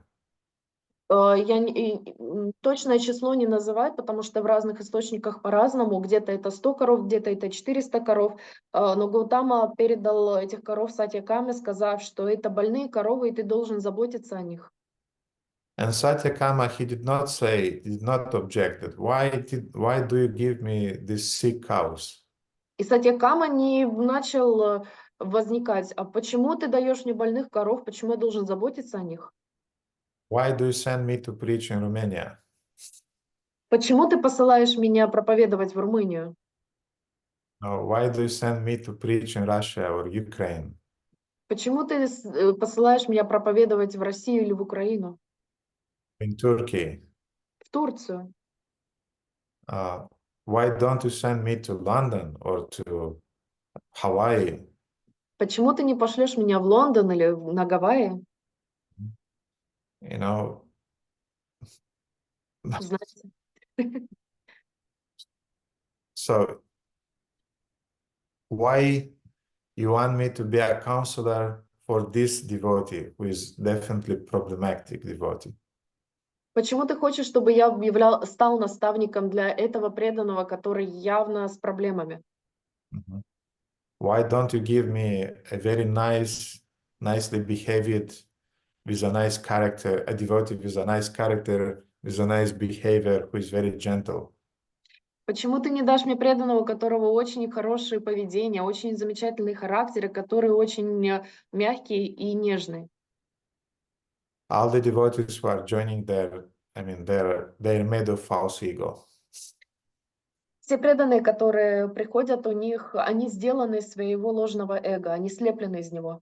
And then in the middle, there is some spark of some sincerity. But before you touch it, you have to cut all those layers and layers and layers of false ego. И там где-то внутри далеко есть эта искра искренности, для того, чтобы затронуть, нужно срезать все эти огромные слои один за другим. Mhm. So anyway, Satyakama, he very humbly accepted the service. В любом случае, Сатьякама очень смиренно принял это служение. And he said, Gurudev, I'll bring not only that I'll heal those cows, but I'll bring back 3 times more cows in some years. And only after that, I'll come back to the ashrama. Он сказал: дорогой Гурудев, я не только позабочусь об этих коровах, я их вылечу, и потом приведу к тебе стадо, выросшее в 3 раза. И пока я этого не сделаю, я к тебе не приду. Только через несколько лет, когда я достигну этого. So, Gurudev, not only that I'll preach in that place that you send me, but I'll develop it and I'll offer it as a service to you, everything that happens there. Поэтому, дорогой Гурудев, я не только поеду проповедовать туда, где ты мне сказал проповедовать, но я и возвращу это место и возвышу его, и подам его тебе как подарок, как дар. I'll not only serve the deities, but I'll make a beautiful altar. I'll build a temple for those deities. Я не только буду служить божествам, но я сделаю для них красивый алтарь, я построю для них красивый храм. I'll not only cook during the Sunday feast, but I'll make really feasts with dozens of dishes, and I'll make devotees ecstatic by those feasts. Я не просто буду готовить на фестиваль, но я сделаю просто огромный пир на несколько десятков блюд, и преданные будут в экстазе от этих блюд. So this is the mentality of a disciple. He's accepting the challenge and he's bringing to his Gurudev 3 or 4 times more that is expected. И вот это умонастроение ученика, он не просто делает то, что сказал ему Гурудев, он приумножает это в несколько раз и возвращает ему старицей. So when the disciple have this mentality, he's really pleasing the super soul in his heart. И когда у ученика есть это умонастроение, он по-настоящему удовлетворяет сверхдушу в своем сердце. And as a result, the spiritual master is also satisfied. И как результат, его духовный учитель также удовлетворен. Not only the spiritual master is satisfied, but even all the demigods in the universe are satisfied. Не только духовный учитель удовлетворен, но также все полубоги и вся Вселенная, whole universe, удовлетворена. Acharya mam vigyaniyan navamaneta karhichit namartya buddheshveta sarvadeva mayo guru. There is this very beautiful verse in the 11th canto of Srimad Bhagavatam. Yes, 11, 17, 27. Есть очень красивый стих в Шримад Бхагаватам 11, 17, 27. One should know that Acharya as myself and never disrespect him in any way. Человеку следует знать, что Ачарья — это я, и никогда не проявлять неуважения к нему. Should not envy him, thinking him an ordinary man. Ачарье нельзя завидовать, считая его простым смертным, He is the representative of all the demigods. ибо он представитель всех полубогов. So the demigods are pleased when we are pleasing the spiritual master. Поэтому полубоги, они удовлетворены, когда мы удовлетворяем нашего духовного учителя. The demigods, they came to Satyakama and they wanted to give him knowledge. Полубоги, они пришли к Сатьякаме и захотели дать ему знания. And they came in the form of 4 animals. И они пришли к нему в форме 4 животных. Came in the form of a bull, in the form of a swan, Они пришли к нему в форме быка, в форме лебедя, in the form of fire, в форме огня, and in the form of a bird which is called diver bird. I don't know what kind of bird is that, but it's called diver bird. и в облике птицы, которая называется птица плавун или птица-ныряльщик. Я не знаю, что это за тип птицы, но в таком образе пришли. And these were Vayu, these were Agni, this was Surya, and this was Prana. Это был Ваю, Агни, Сурья и Прана. And during the 4 days, they were teaching a quarter of knowledge about Brahman.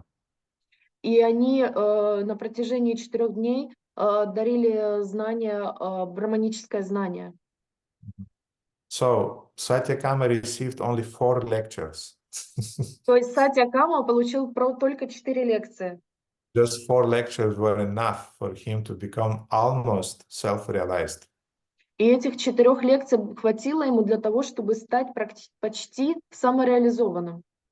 He came back to the ashram of his Guru Maharaj with the knowledge that he received from the gods, and also with 3 times more calves and cows that he received originally. И он пришел в ашрам своему гуру Махараджа с новыми знаниями и с коровами, которые не только стали здоровыми, но также увеличилось стадо в 3 раза. And when he came back, then Gautama immediately saw that Satyakama, because he is effulgent. И Гаутама, когда он увидел Сатьякаму, он сразу понял, что он indulgent. Effulgent, сияющий. Мгм. You don't have to be a kind of like mystic or have some extrasensory, extraordinary power, to see if your disciple is effulgent, if he's following sadhana, following the regulative principles, following 16 rounds daily, or not following those things. Вам не нужно иметь ситхи или видеть, обладать мистическим зрением для того, чтобы увидеть, является ли твой ученик сияющим, для того, чтобы понять, следует ли он 4 регулирующим принципам, читает ли он 16 кругов и так далее. And Gautama, being very pleased, he asked him, И Гаутама, будучи глубоко удовлетворенным, он спросил его: that Satyakama, you are filled with light. Сатьякама, ты наполнен светом, Like somebody who realized Brahman. как кто-то, кто постиг Браман. Who has instructed you in this knowledge? Кто наставил тебя в этом знании? Because only somebody who has no Brahman, he can be such a peaceful and have such an enlightened look like you have. Потому что только те, кто смогли постичь Браман, они могут быть такими сияющими и настолько спокойными и иметь взгляд, как у тебя. So now, Satya Kama. Satya means truth, and Kama means desire. Satya Kama always desired truth, and he was speaking truth. И теперь имя Сатья Кама. Сатья — это истина, Кама — это желание, желание истины. То есть Сатья Кама всегда желал истину, и он проявлял ее, он говорил ее. And Satya Kama very truthfully said, Gurudev, I received that knowledge from the 4 demigods. И тогда Сатьякама совершенно искренне сказал своему Гурудеву: я получил это знание от 4 полубогов. But I was not given instruction by any human beings, but by gods. Even so, please give me the instruction that I desire. И меня наставили не люди, а боги, но тем не менее я хочу услышать от тебя наставлений. Пожалуйста, дай их мне. So in other words, I mean, they came, they told me the knowledge, I appreciate, but I want to receive knowledge from you, not from them. Другими словами, да, мне дали знания, я очень благодарен за это, но я хочу получить знания от тебя. I want to receive education from you. Я хочу получить образование у тебя.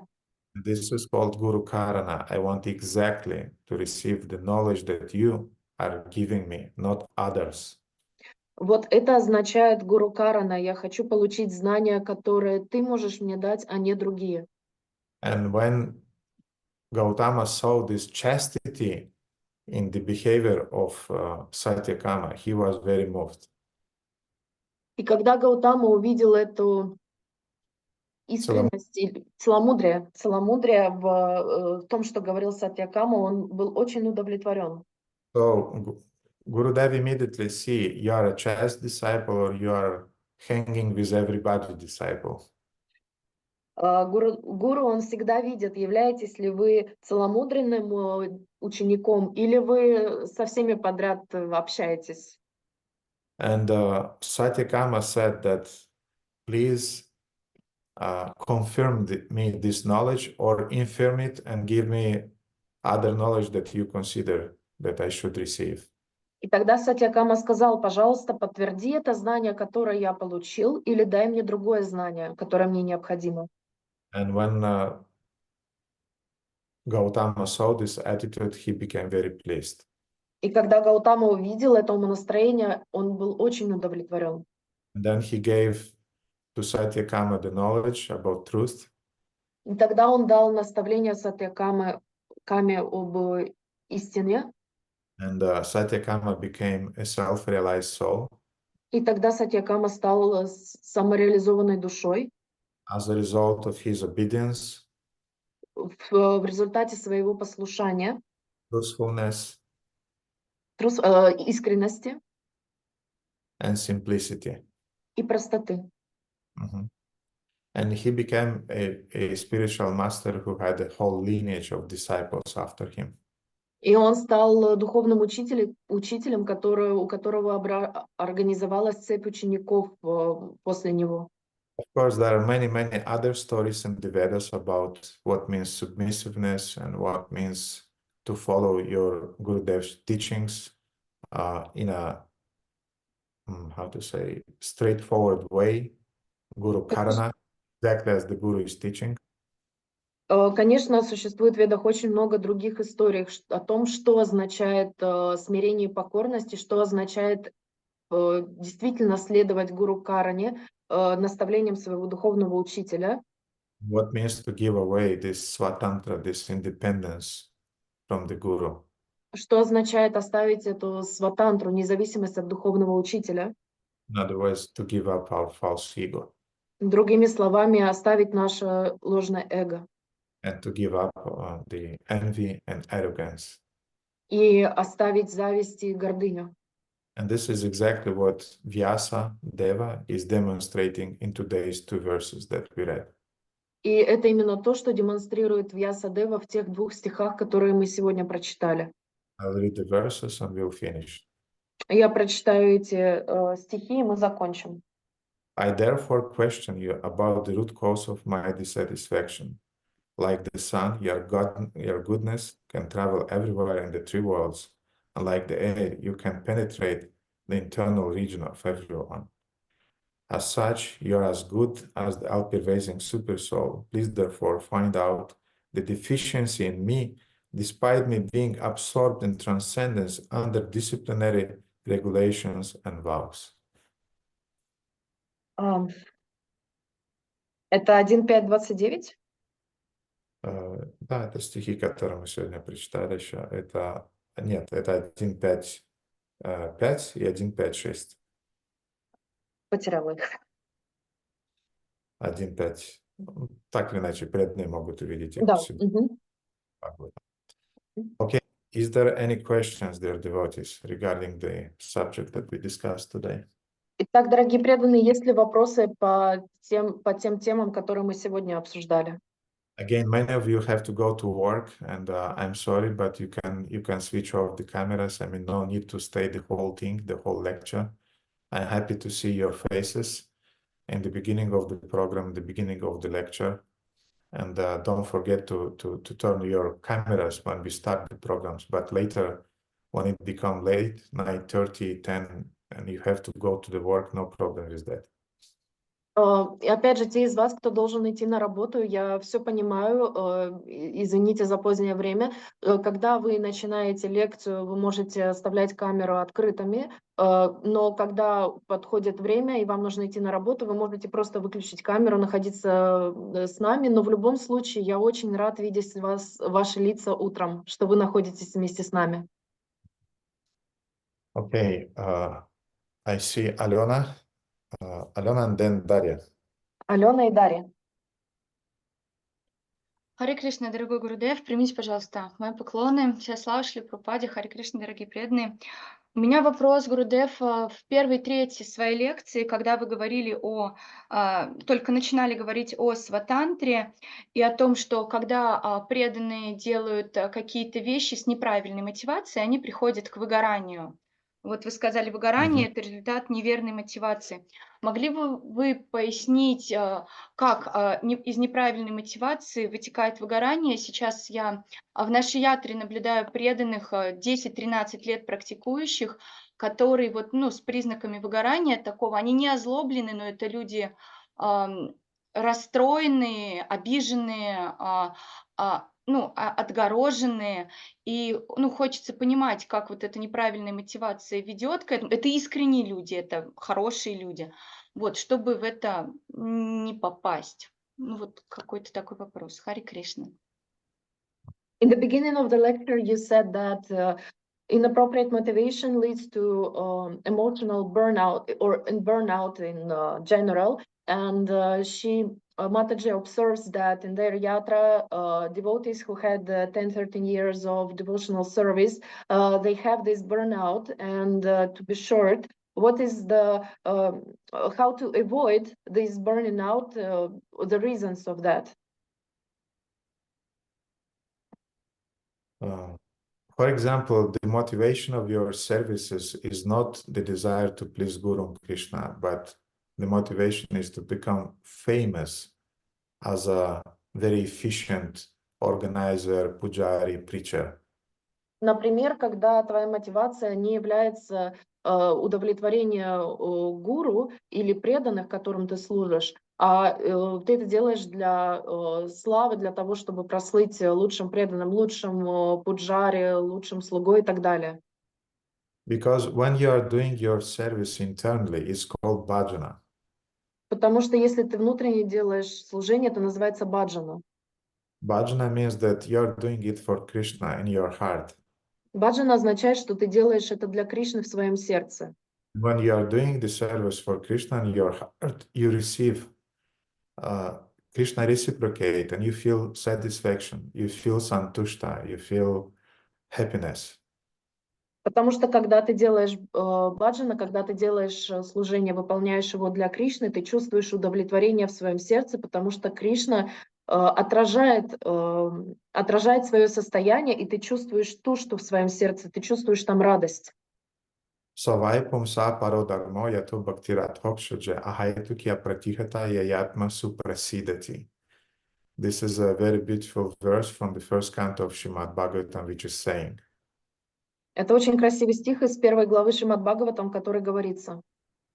Savaipum sa parodharmo, that when you are serving the Supreme Lord, you should do it in a ahayatuki and aprihata way, apratihata way.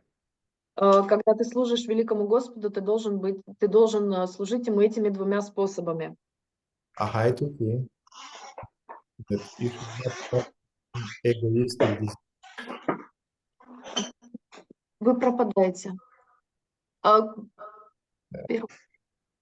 Devotee, somebody have a microphone which is on. You should turn. Вот открытый микрофон. You should turn it off. Okay. So, ahaituki and apratihata. Ahaituki means no motivation, no egoistic motivation. Ахайтуки означает без эгоистичной мотивации. Without desire for fame and name as a result of your service. Без жажды имени и славы в своем служении. You are serving Krishna only because you want to please him. Вы служите Кришне только потому, что вы хотите удовлетворить его. And apratihata means without interruption. И А протихот означает без прерывания. Doesn't mean external interruption. Не означает внешнее прерывание.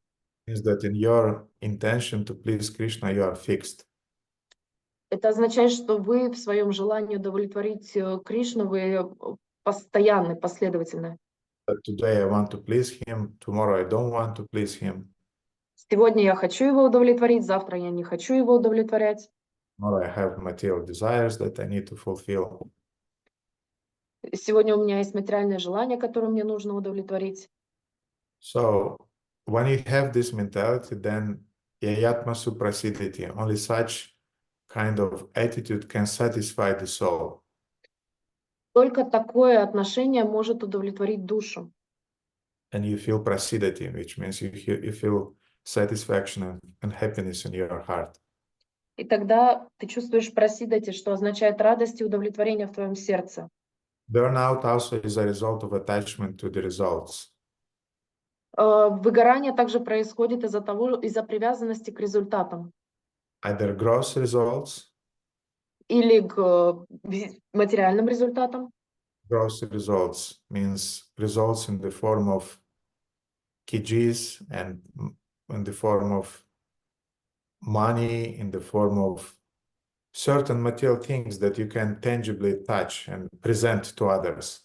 То есть какие-то материальные вещи, как, например, деньги, которые являются плодами или результатами тех действий, которые вы совершили, то, что вы можете физически потрогать. I call it numbers and kgs. Я называю это числа и Килограмм. килограммы. Мгм. So these are the material things. Or you can be attached to the results in a subtle way. Или вы можете быть привязаны к этому на тонком уровне. Или вы можете быть привязаны к плодам своей деятельности на тонком уровне. In the form of appreciation, for example. В форме, когда кто-то благодарен вам. In the form of fame. Или вас славят, слава. Popularity. Популярности. There was a case, very interesting case one time. Был очень интересный случай. There was a Ratha Yatra in United States. В Соединенных Штатах была Радха-ятра. And it was just the beginning of our movement. И это было в самом начале нашего движения. And devotees even could not play mridangas properly. И преданные, они даже не могли должным образом играть на мриданге. And in the row of the people who joined at the Ratha Yatra was an Indian man. И среди тех людей, которые присоединились к Радха-ятре, был индус. And he took away the mridanga from one devotee and started to play. И он забрал мридангу одного из преданных и начал на ней играть. And you know how Bengalis, they're playing mridanga. I mean, they're just, how to say, their hands are just, they have a kind of like fusion with the mridanga. И вы знаете, как они играют на мриданге? Их руки, они просто находятся в каком-то слиянии с инструментом, с мридангой. And when devotees heard it, they were kind of like, wow, look at him. И когда преданные услышали, они такие: о, посмотрите на него. And everybody just started to look at him. All the devotees were started to look at this Indian man. И все преданные просто повернулись и стали смотреть на этого индийского парня. And even Prabhupada looked at this man and he made this gesture with his head that means very well. И даже Шрила Прабхупада посмотрел на этого индийского мужчину, он кивнул головой в знак одобрения.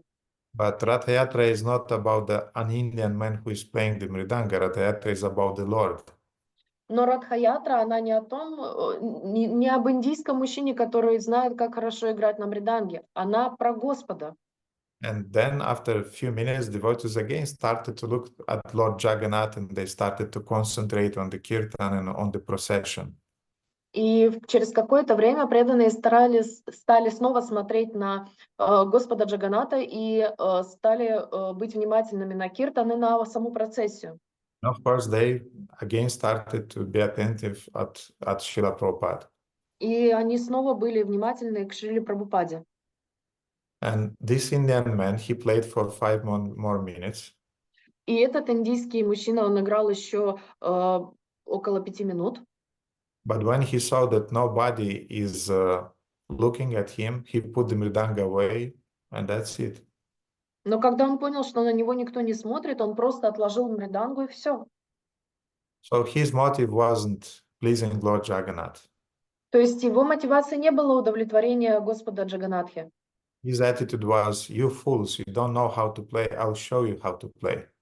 Его отношением было, вы, дураки, не знаете, как играть, я вам сейчас покажу, как играть надо. And he enjoyed when devotees appreciated him. И ему понравилось, когда его одобрили преданные. But then when devotees lost interest because their interest was directed to the Lord, then he also lost the interest to play. Но когда преданные потеряли к нему интерес, потому что их главный интерес — это Господь, у него тоже пропал интерес играть. So if your interest in service is appreciation of what you are doing, И поэтому, если ваш интерес в служении — это признание того, что вы делаете, be sure that devotees will underappreciate what you are doing. будьте уверены, что преданные не дадут вам достаточного одобрения в том, что вы делаете. I mean, if you are sincere, they'll do it. И, то есть, если вы искренне, они это сделают. But if they see some motivation, they also lose interest in just artificially prizing you. Но если они видят, что у вас была другая мотивация, то они также потеряют интерес и перестанут это делать. I don't want with that story to say that all those senior devotees that you are seeing in your congregation, that their burnout is just a consequence of the fact that they were wrongly motivated. Я не хочу сказать, что все эти старшины преданные, которые находятся в твоей ятре, у них была неправильная мотивация. There are maybe hundreds of different other reasons. Возможно, есть сотни других причин. But I just mentioned the main reason, what usually is happening. Но я просто дал главную причину, что обычно происходит. So try to do it for Krishna, not for appreciation that is coming from others. Постарайтесь сделать это для Кришны, а не ради признания, которое получаете от других людей. I want to say that even in my service that I'm doing, Я хочу сказать, что даже в моем служении, которое я делаю, I mean, there are many devotees who just don't understand what I am doing.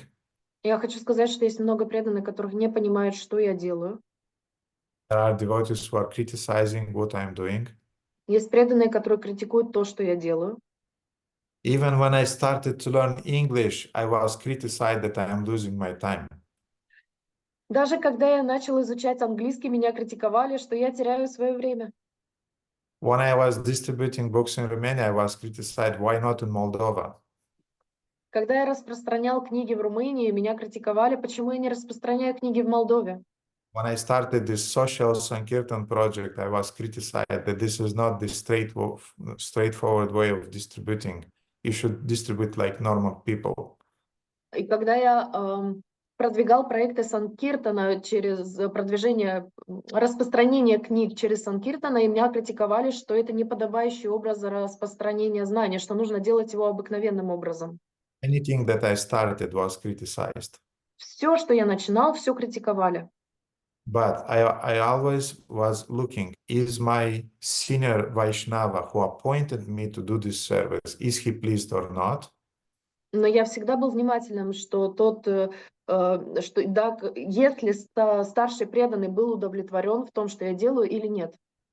Старший преданный, который назначил меня на это служение, удовлетворен ли он или нет, или старшие преданные. Is my spiritual master pleased with what I'm doing? Удовлетворен ли мой духовный учитель в том, что я делаю? And are my close friends who are not envious towards me, who are really my well-wishers, are they pleased with what I am doing? И также мои друзья, которые являются моими благожелателями, которые не завидуют мне, довольны ли они тем, что я делаю. And others, they remained indifferent, they could criticize me, I didn't care. А другие, они могли быть безразличными, они могли меня критиковать, мне было все равно. Because I'm doing it for Guru, for Vaishnavas, and for Krishnas, for Vaishnavas who appointed me to do that. Потому что я делаю это для гуру, для вайшнавы, для Кришны, для вайшнавов, которые мне дали наставление это делать. When you have this mentality, you'll serve year after year, and you'll feel fulfillment in your heart. Когда вы будете служить таким образом, год за годом, вы будете только удовлетворение в своем сердце и наполнение чувствовать. If you have some other motivations, then yes, you'll come to the burnt out position, definitely. А если у вас будет какая-то другая мотивация, вы точно придете к выгоранию. But again, Adana, it doesn't mean that those devotees, senior devotees in your yatra, that this is exactly their case. There may be some other reasons. I don't know them. Therefore, I just gave a general reply to the question. Но еще раз, Алена, это не означает, что старшие преданные в твоей ятре именно это причина их выгорания. Я дал просто общую причину, которая чаще всего встречается. Для этого я не знаю всех подробностей и деталей, которые были у других людей. Окей. Дарья, у вас был вопрос. And then... В конце, если время останется, чтобы другим было время, или могу задать?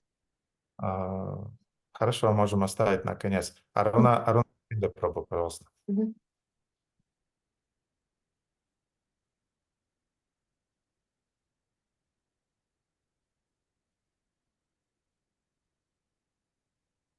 Аруна Говина, мы вас не слышим. Надо включить микрофон.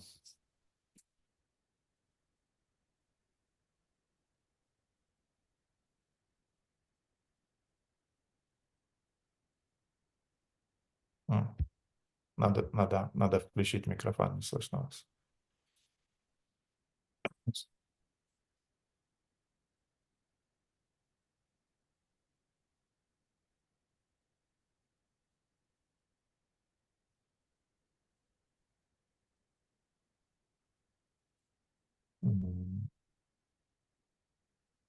Дарья, может быть, вы зададите вопрос, пока...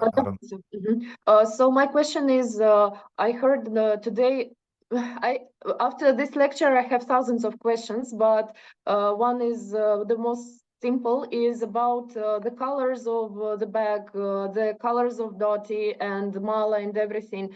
I really don't know because all I see is the example of devotees.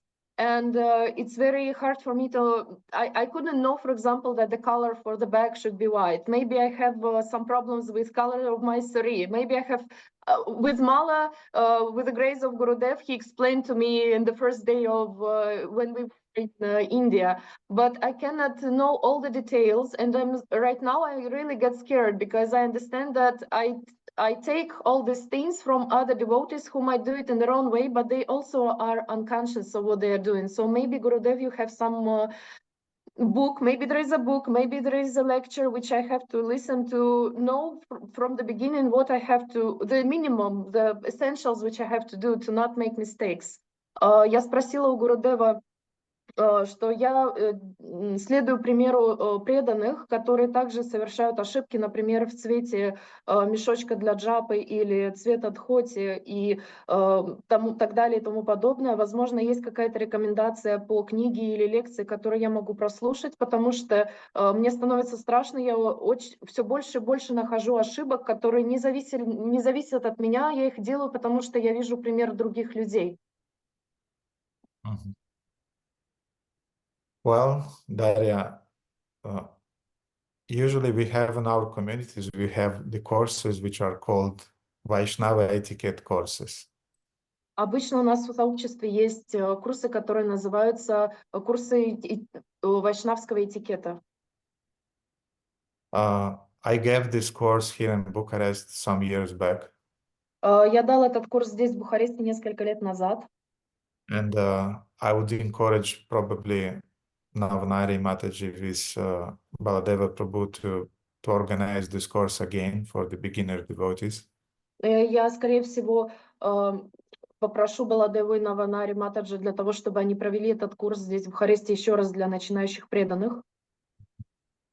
But meanwhile, just listen what I'm saying. Но до тех пор, пока просто слушай, что я говорю. And I'm sure you have some God sisters that you trust. И я уверен, что у тебя есть духовные сестры, которым ты доверяешь. From which part you see you feel some, how to say, some snigdha, it's called. Snigdha means some affection, some sympathy from their part. От которых ты чувствуешь определенную любовь, заботу, поддержку. You can always talk with them about that. Ты можешь всегда поговорить с ними об этом. Because they'll teach you how a woman should be dressed, you know, things like that, that even I will not teach you in the course. Которые научат тебя вещам, например, как должна выглядеть, одеваться женщина, которые даже я не смогу тебе объяснить в своем курсе. There are some specifics how sari should look and, you know, all of those things. I'll not teach this. I'll teach some more general things. Например, как должно выглядеть сари, как его нужно одевать. Я не вхожу в эти детали, я объясняю какие-то общие вещи. So far you'll be receptive to teaching. Your devotees will teach you, don't worry. Поэтому до тех пор, пока ты остаешься восприимчивой, преданные тебя научат, не беспокойся об этом. But you can find in Russian language there are some books that you can download in internet which are called Руководство по Вайшнавскому этикету, or the guidelines in Vaishnava etiquette. You start seeing it, then if you have questions, ask me and we'll talk, and ask your senior ladies, God sisters also. И ты можешь прочитать эти книги, если останутся какие-то вопросы, ты можешь мне их задать, и также ты можешь поговорить с своими старшими духовными сестрами. So devotees who doesn't have white bead bags and who are wearing different t-shirts or red dhotis, they either don't know the Vaishnava Sadachar. И те преданные, у которых нет белого мешочка, или они носят различные цветные курты, рубашки, они либо не знают этого этикета. Даже не про рубашки, сейчас про именно про дхоти идет уже речь. Еще ладно. Or they just ignore the etiquette. Или они просто игнорируют эти наставления. Because they follow the Svatantra mood, the independence mood. Потому что они следуют этому настроению сватантра, настроению независимости. Okay, Balkrishna, we have to fix one thing. Seems to be that Prabhu could not, Aruna Govinda could not turn the microphone because it's coming from the facilitator of the conference. Can you allow devotees to turn on their microphones? Or who is the moderator today? Арджуна. Arjuna, is he here? Только что вот включился. Okay, yes, it's okay, thank you. Харе Кришна, благодарю вас за замечательную лекцию, как всегда, очень глубоко и мощно. У меня вопрос такой, связан с братишкой. Как должен вести себя преданный, если у него есть ответственность какая-то, да, и кто-то не слушается в этой ответственности? Ну вот на примере с жрецом, который проводил ягью, тут кто-то, понял, что он тоже знает, что делать, вот как нужно вести себя правильно, чтобы не попасть, да, вот это я хочу тут править или, так требует положение. So the question is, when a devotee has certain responsibilities, like in the example with Brahman who was leading the ritual, when you have some responsibilities but other devotees do not listen to you, and how to proceed correctly in such situations? From my experience, I know one thing. Я знаю одну вещь. For example, you organize a Vivaha Yagya. Например, ты организуешь виваха-ягью. You have to be the Brahmana, you have to be the organizer, you have to be the MC, everything for that Yagya. Ты должен быть браманом, ты должен быть МС, ты должен быть ведущим, ты организатор этой виваха-яги. You know how things are working. Ты знаешь, как устроены вещи, как они работают. Often devotees don't quite understand the whole thing, how it should be done. Часто преданные не видят большой общей картины о том, как эти вещи должны быть, как они устроены. And if during this ceremony, right there on the spot, you are telling, please do that and don't do that, И если вы во время церемонии будете говорить, пожалуйста, делайте это и не делайте вот это, there are submissive devotees who say, yes, I'll do exactly what you say. Okay. будут покорные преданные, которые скажут, да, я буду делать именно так. But there will be many devotees who just, that's not their nature to be submissive, and not understanding the dynamic of what's happening, they'll just oppose. They'll say, why should I do it? Но будет очень много преданных, которые не будут слушать и которые будут противиться любому наставлению, и они будут просто говорить, а почему я должен это делать, или я не буду этого делать. Therefore, if you want to organize the yagya in a proper way, Поэтому, если ты хочешь организовать ягью надлежащим образом, you gather the devotees before the yagya. ты собираешь преданных до этой яги, Explain them what will happen there.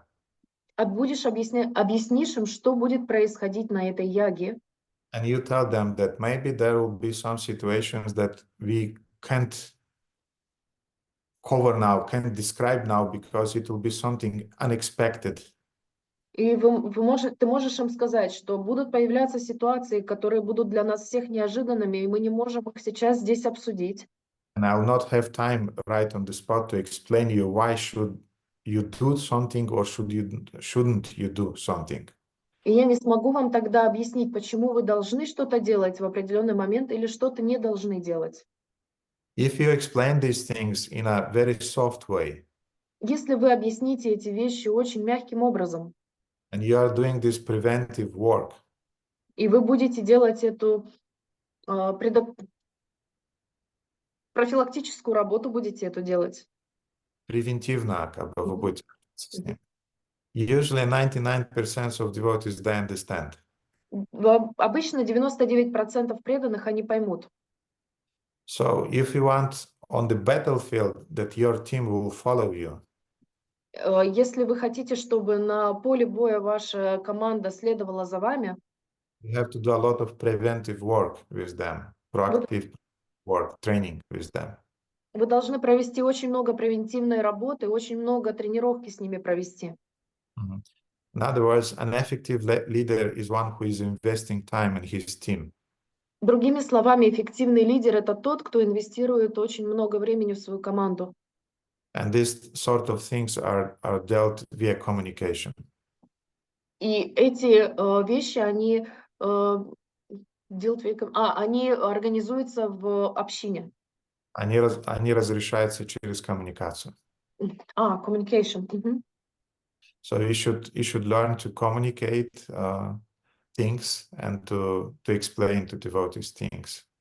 Поэтому вы должны обсуждать эти вещи с преданными и рассказывать о них. And yes, of course, all the time. I mean, sometimes there, even in spite of communication, investing time and energy in devotees, there will be rebellious devotees. Я хочу сказать, что даже иногда, даже несмотря на то, что вы проводите превентивные работы, тренировки, вы общаетесь, вы вкладываете свою энергию, время в преданных, они все равно вас не слышат. But then don't trust those rebellious devotees some very, very important tasks. You know, they can do something simple, but not important tasks. И тогда вы таким преданным, которые бунтари, вы не даете ответственных заданий, вы просто даете им задания, которые они в состоянии выполнить. They can do simple things. Простые вещи. But don't cut them from the community. Но не отрезайте их от сообщества. So it's a whole science of management. Это целая наука менеджмента, руководства. And Aruna Govinda Prabhu, you should be prepared, to invest your time, energy, and affection and devotees before they are listening to you. Поэтому, Аруна Прабху, ты должен быть готов вложить свою силу, время и энергию в преданных до того, как они начнут тебя по-настоящему слушать. I'm sure you'll be successful on that. И я уверен, что ты достигнешь в этом успеха. Okay, Victor?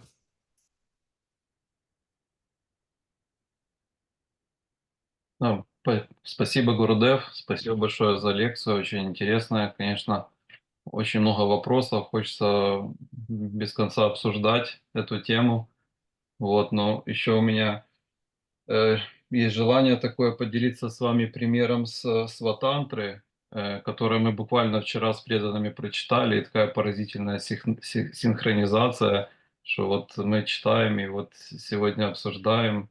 Это из читания Чаритамриты, если вы позволите этот пример немножко рассказать. Только кратко, хорошо, Виктор? Да, тут буквально это лила, когда Шривас Такур и остальные преданные пели о божественных качествах Шри Чайтаньи Махапрабху.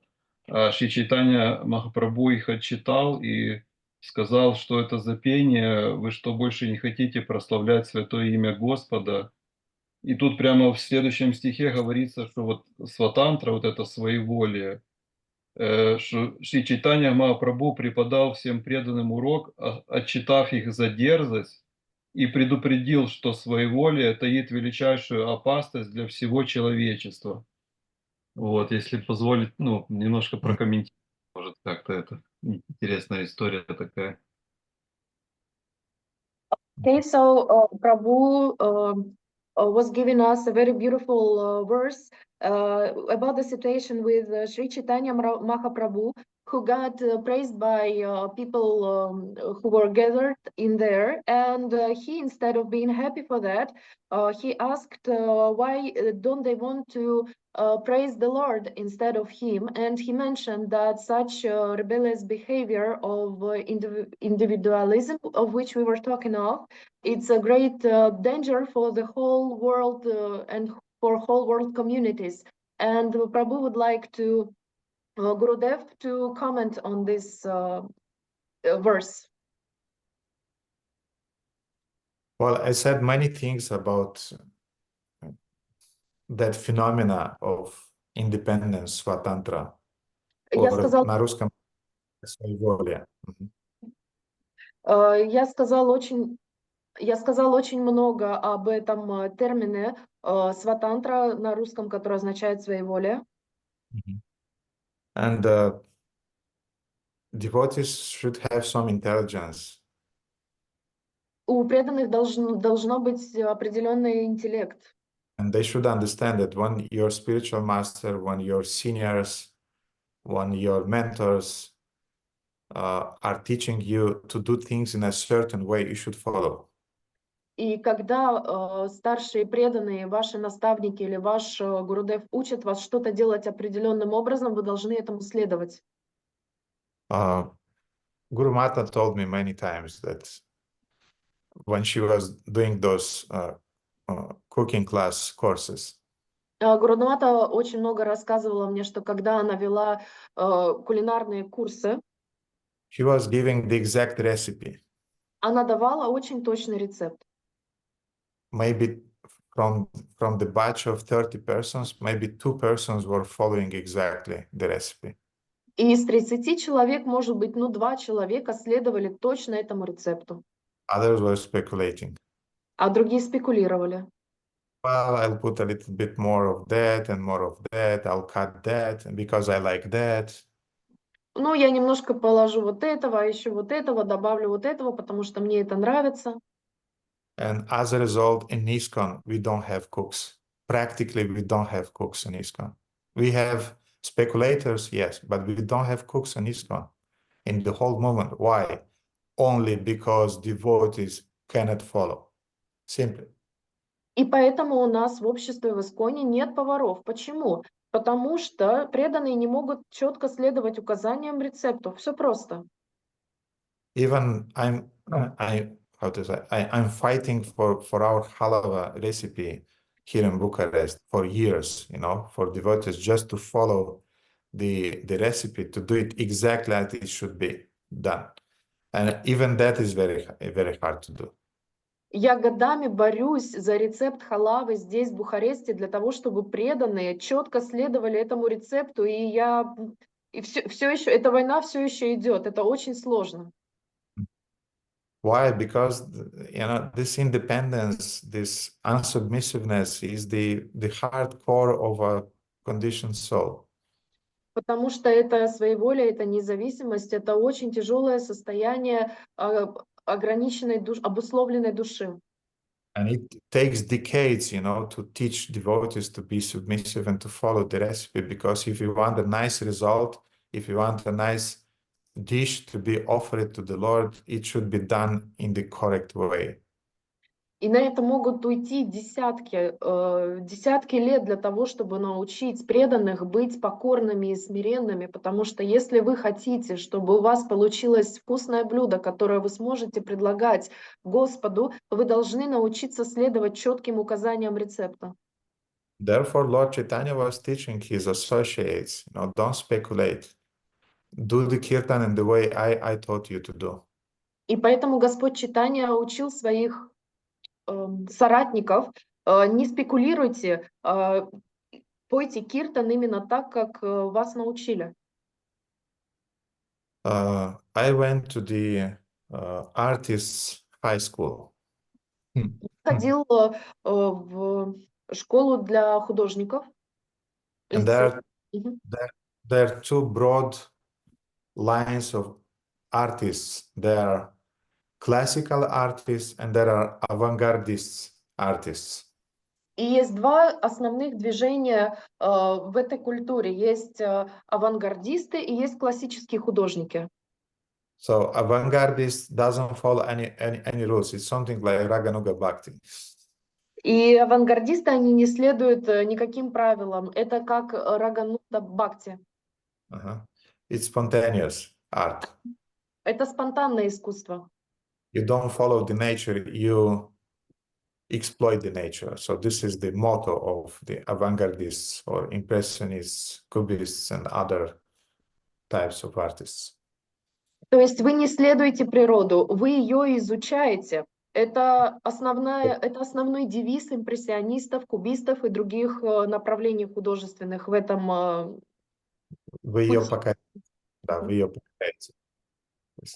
Вы не следуете, а вы ее покоряете. But the classic artists, they were drowning everything like exactly it's in the nature. Но классические художники, они рисовали каждую деталь именно так, какая она представлена в природе. So the idea is that if you want to become a real professional cubist or avant-gardist artist, you should first learn the classic. И поэтому, если вы хотите стать очень хорошим авангардистом, художником, вы для начала должны научиться быть классическим художником, который в идеальных деталях нарисует каждую деталь природы. If you want to become a jazz musician, first you have to learn the notes. You have first to learn to get a basic musical education. Если вы хотите стать очень хорошим джазовым джазистом, то вы должны сначала изучить все ноты классические для того, чтобы вы могли далее импровизировать свободно. So the same principle is here, dear devotees. If you want later, you know, to improvise, you want to cook in a way you want, first you should learn the classic. Поэтому здесь, дорогие преданные, точно такой же принцип. Если вы хотите в дальнейшем импровизировать и улучшать что-то, то вы сначала должны научиться основам основ, выучите классику. Sometimes devotees are singing Aindra Prabhu's melodies. Иногда преданные поют мелодии Индра Прабху. Aindra Prabhu. Аиндра Прабху. And they know the keys on the harmonium, how to sing it. Они знают клавиши на гармонии для того, чтобы это играть. Meanwhile, they even don't know how to play karatalas. А тем же временем они не знают, как играть на караталах. Don't know how to play mridanga. Они не знают, как играть на мриданге. They even don't know the simple Prabhupada's Hare Krishna tune. Они не знают даже самой простой мелодии Шрилы Прабхупады. So learn the basics and then go and learn singing like Indra Prabhu, no problem. То есть сначала изучите основы, а потом идите и пойте как Индра Прабху, никаких проблем. So this is the whole idea that follow it's a gradual education that you should follow under your Diksha and Shiksha gurus.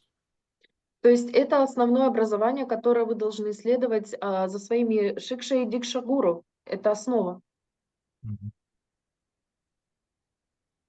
I think it's enough regarding that, Victor, and the principle is understood. Я думаю, что достаточно касательно этого, Виктор. Я думаю, что вы поняли основной принцип. Да, спасибо большое, что разрешили поделиться. Радhanama, пожалуйста. Харе Кришна, Гурудев, дорогие преданные, примите мои поклоны, пожалуйста, со вашей Прабхупаде. У меня вот такой вопрос.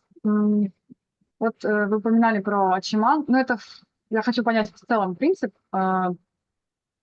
Вот, например, нас меня лично, да, научили определенному, как делается ачиман.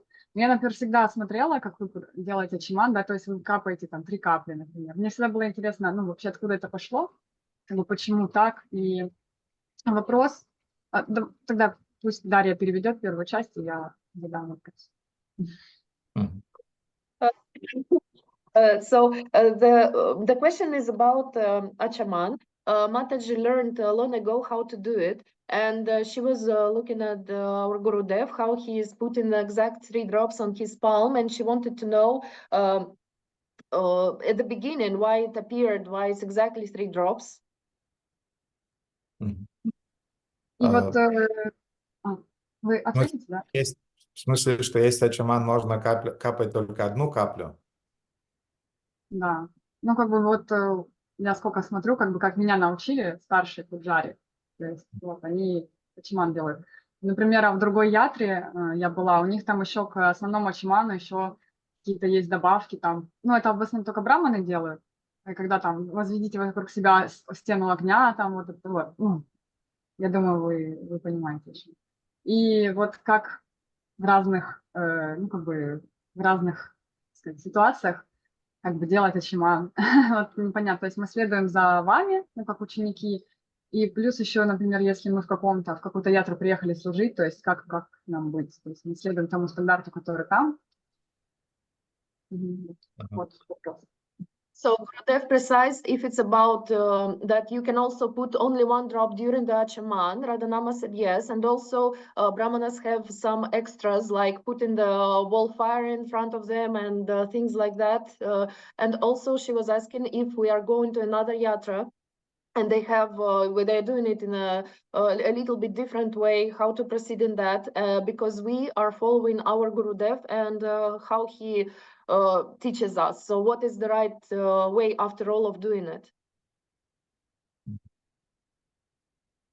I was taught by Svatantra Maharaj everything that is regarding the yagyas, regarding the achman, regarding the puja.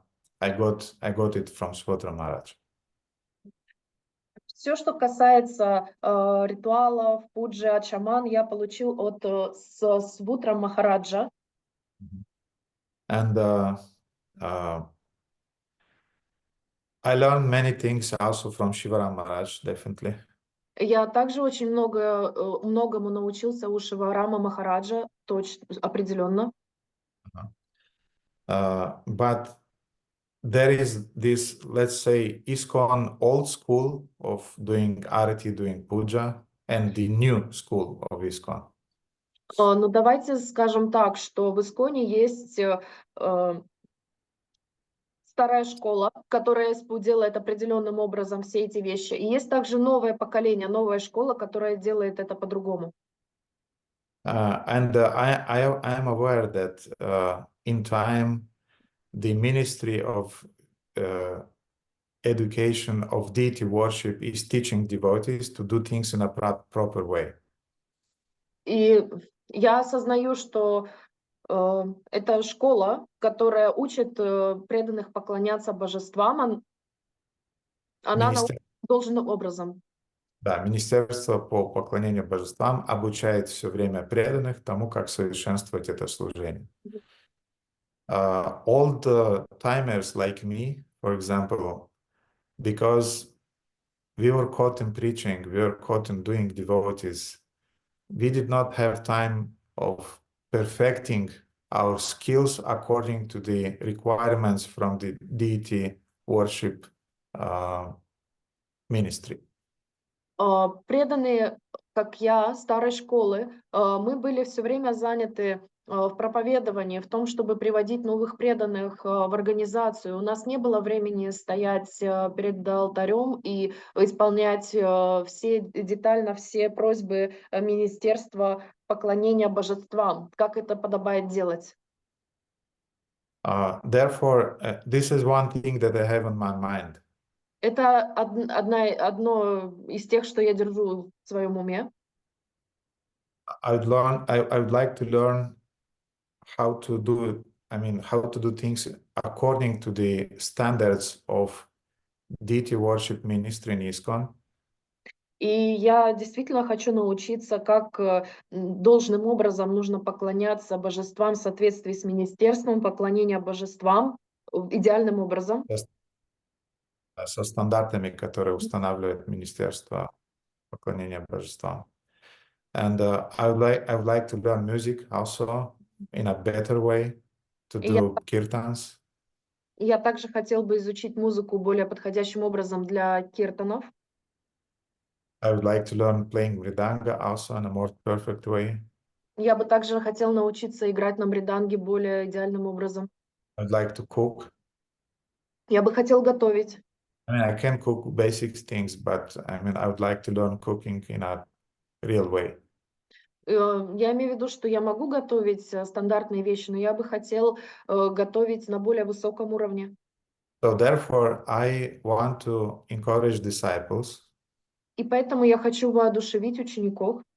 That you should learn to do things, all those ritualistic things and all these detailed things, to do them and according to the present ISKCON standard that we have, which is set by the, for example, deity ministry, ISKCON deity worship ministry. И поэтому я хочу, чтобы вы детально изучили, каким образом нужно поклоняться божествам, именно так, как это предписывает нам Министерство поклонения божествам в ISKCON. And I explained to you what's the reason of the way I'm doing the Achaman. И я вам объяснил только что, каковы причины того, как я делаю ачаман. I don't think it's wrong. Я не думаю, что это неправильно. Just another way of doing it. Это просто другой способ делать это. Like, for example, the way Srila Prabhupada was doing yagyas, it was a very, very basic yagya. Например, как Шрила Прабхупада делал ягью. Это было очень-очень базовое ягья. Prabhupada did not chant the Vyahiritis mantras between the Mangalacharana mantras and other mantras. Prabhupada was just doing very, very basic mantras. Prabhupada мантры, например, между первой частью яги и второй частью яги. Prabhupada делал очень-очень просто. Prabhupada even did not use the shruva. Prabhupada was using a spoon, to put ghee in the fire. И Прабхупада не использовал специальных инструментов, он просто использовал ложку для того, чтобы подливать ги в огонь. Была даже не ложка, был половник просто. The same thing with the installation of the deities. То же самое с установкой божеств. Nowadays we have these kushagras that should be touched on the eyes of the deities. Сейчас у нас есть гушадара, с которой должны трогать божеств там, где глаза у них должны быть. В наше время нужно коснуться травой куша. Травой куша. Коснуться глаз божеств перед тем, как их открыть. Nowadays, you have to do adivas ceremonies before you install the deities and so on. Или нужно проводить определенные церемонии перед тем, как вы установите божества и так далее. Once devotees brought a lot of fruits, flowers, and different things, milk, yogurt, and so on to Prabhupada to install the deities. Однажды преданные принесли множество фруктов, цветов, йогурта, молока и так далее для установки божеств. Prabhupada just basted the deities with the milk. Прабхупада просто омыл божеств в молоке. Also using an iron spoon, Он использовал также этот железный половник, not a conch, не ложку специальную, раковину. а раковину. And он не использовал раковину, он использовал только половник. He wasn't using different juices and turmeric water and things like that Darya will not be able to translate. Дарья, да. Когда браманам Прабхупада не использовал то, что Дарья даже не сможет перевести. And the Prabhupada just said the deities are installed. И тогда Прабхупада сказал, теперь божество установлено. So there are details and there are principles. Итак, есть детали, а есть принципы. For me, for example, the way you are doing the Achman is more like detail. Для меня то, как делается ачаман, это больше в детали уходит. But the color of your tilak is not a detail. It's a sign of the sampradaya you belong. А вот цвет тилаки это уже не деталь, это знак санпрадай, который ты принадлежишь. For Radha Govinda Dasa, the color of your clothes is not a detail. It's a principle. Для Рада Говинда Даса цвет вашей одежды это не деталь, это принцип. The color of your bead bag is also not a detail. It's a principle. Цвет вашей сумочки для джапы это тоже не деталь, это принцип. Maybe for other spiritual master it's a detail. Okay. Может быть, для других духовных учителей это деталь. Хорошо. Yes, to some degree, in a some way, yes, it was the matter. I mean, no problem that the bead bag will be of the black color. С какой-то стороны, если посмотреть, да, никакой большой проблемы в том, чтобы мешочек для джапы был черного цвета, нет. And for neophyte beginner devotees, you just chant on a black color bead bag, red color, doesn't matter.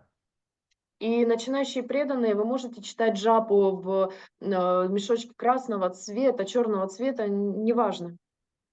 But for twice initiated devotees, it's already something. You have to know the culture. А вот для дважды инициированных учеников это уже культура, это что-то должно значить. And you have to follow the certain standard. И вы должны следовать определенным стандартам. The standard is set by our deity worship ministry in ISKCON. Стандарт, который был организован нашим министерством поклонения божествам в Исконе. And if, what's his name? Nrisimha Kavacha Prabhu will say that it's okay for twice initiated devotees to wear red dhotis on the street, I'll accept it. И если Нрасимха Кавача Прабhu скажет, что это нормально дважды инициированным преданным одевать красное доти на улицу, я скажу хорошо. Or if you say that it's okay, for twice initiated devotees to have pearls in their malas and to wear just one line of mala, not three, I'll say okay, I'll accept it. И если вы скажете, что для дважды инициированных преданных является нормальным носить всего лишь одну нить туласи мала, которая будет инкрустирована жемчугом, я также с вами соглашусь. But I heard personally from Nrisimha Kavacha Prabhu saying that there are different ways of doing Achman. Но я также слышала от Нрасимха Кавача Прабhu, что существуют разные способы делать ачаман. Hundreds of ways. Сотни способов. But the essential point is mantra, water, and consciousness. Но эссенциальная, главная суть – это вода, сознание и Mantra. мантра. So therefore, yes, I'll work on my skills according to the standards. И поэтому, да, я буду работать над своими навыками для того, чтобы повысить свой стандарт. Meanwhile, you learn the things as they should be done according to the ministry of worshiping the deities. Тем временем вы изучаете вещи все так, как это должно быть согласно стандартам Министерства поклонения божествам. And in the case that you know how to do the achima in a certain way, И если вы знаете, как нужно делать ачамана определенным образом, and you come to the yatra in which they want to do it in a certain way, и вы приходите в ятру, в которой они хотят делать это определенным образом, you follow that yatra's guidelines, вы следуете наставлениям этой ятры, just not to create dissensions, not to create frictions. для того, чтобы не создавать напряжений, непониманий. But when you are going home, you do it your way. Но когда вы идете домой, делайте это так, как вы знаете, что нужно делать. When you are going back to your yatra, you do it the way that it's accepted in your yatra. И когда вы идете в свою ятру, вы делаете это таким образом, который является приемлемым в вашей ятре. And in my case, when I know that there is a pujari who can do puja in a better way than me, I'm giving that service to him or to her. И если я, например, знаю, что какой-то пуджари сможет выполнить это служение лучше, чем я передаю это служение ему. In the case I know that somebody can do a yagya better than me, I'm offering this service to him. И если я знаю, что кто-то способен выполнить ягью лучше, чем я передаю ему или ей это служение. That was exactly the case in Mayapur when I asked your husband to do the yagya. Это как раз тот случай в Майпуре, когда я предложил твоему мужу сделать ягью. If there is a kirtaniya who is singing better than me, I'm offering him the way to sing. Если есть киртания, который поет лучше меня, я предлагаю ему петь. For me, it's not important me to do that service. Для меня не важно, чтобы я сделал это служение. For me, it's important that the Lord will be pleased by the quality of the service that will be done. Для меня важно, чтобы Господь был доволен качеством служения, которое будет выполнено. So therefore, this is my mood. I have some skills. I'm using them. И поэтому это мое умонастроение. У меня есть определенные навыки, я ими пользуюсь. And if there are devotees around me who are doing things better, I'm offering them the possibility to do it. И если подле меня есть преданные, которые могут выполнить это служение лучше, чем я им передаю это. Therefore, for example, I want to train some of our local devotees to do yagyas. И поэтому я хочу наших преданных местных научить делать яги. I told them that I'll teach you the basic way I know. И я говорю им, я вас научу основным принципам, которые я знаю. But I want you to learn and to do it in a perfect way according to the modern standards that we have in ISKCON. Но я хочу, чтобы вы научились делать это согласно стандартам, высшим стандартам, которые есть у нас в сообществе. And for example, my level of yagyas are they're not the best, but they're just a little bit better than the level of skills of some of my friend devotees. Но, например, то, как я делаю ягью, мои навыки, они только немножко похуже, чем, например, у тех друзей, которые есть у меня. Получше. Чуть-чуть получше. Мгм. But when they're doing yagyas in a simple way, the way they are knowing, Но когда они делают ягью простым образом, которые они знают, как делать обычным образом, I'm not looking down at them. я на них сверху вниз не смотрю. Because I understand that that's the way he knows or her knows.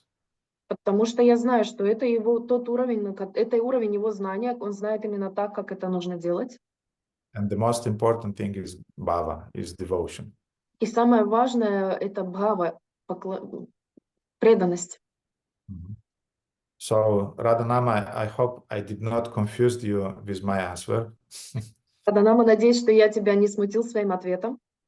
But the main idea of my answer is that, yes, I know it in a certain way because these were these were the circumstances that we were learning in 90s. Да, но потому что таковы были обстоятельства, в которых мы обучались, это были 90-е годы.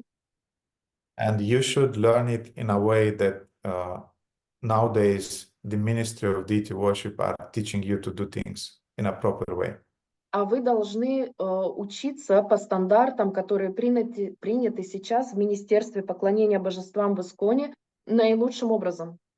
And even in that situation, still there will be some ways of doing it, and that way, more elaborate way, more simple way, and so on. И даже в этом случае все равно будут способы делать это различными способами, более простым, более сложным, детальным. And we always should remember there are forms and principles. I mean, there are details and principles. We should, first of all, stick to the principles, and the form is not so important. Details are not so important.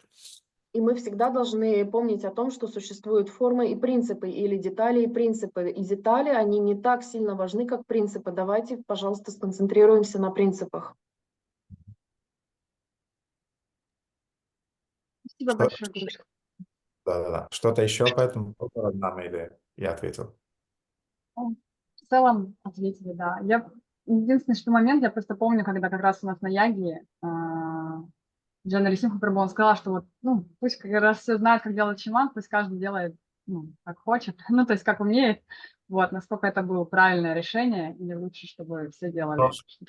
Потому что я доверил ему вести ягью, и он должен был командовать, он должен был сказать: делай ачиман так, как я сейчас говорю. И в следующий раз, когда мы сделаем ягью, я попрошу его провести ее, он должен смело говорить нам, как мы должны делать ачиман, и мы все следуем ему. The question appears because I remember on the yagya in Mayapur, her husband told all the initiated ones to do it the way they know to do achaman. And was it the correct way? And Gurudev said yes, because he was leading the yagya. And next time when he will be leading the yagya, and when he will be trusted to lead the yagya, he also, with the same courage, he will have to tell us what exactly we should do. Vijaya Nrsimha was the most simple-hearted, the most kind, and the most humble Brahmana who conducts yagya I saw ever. Vijaya Nrsimha Prabhu был самым смиренным, добросердечным и простым, смиренным Прабhu, которого я видел, который когда-либо проводил ягью.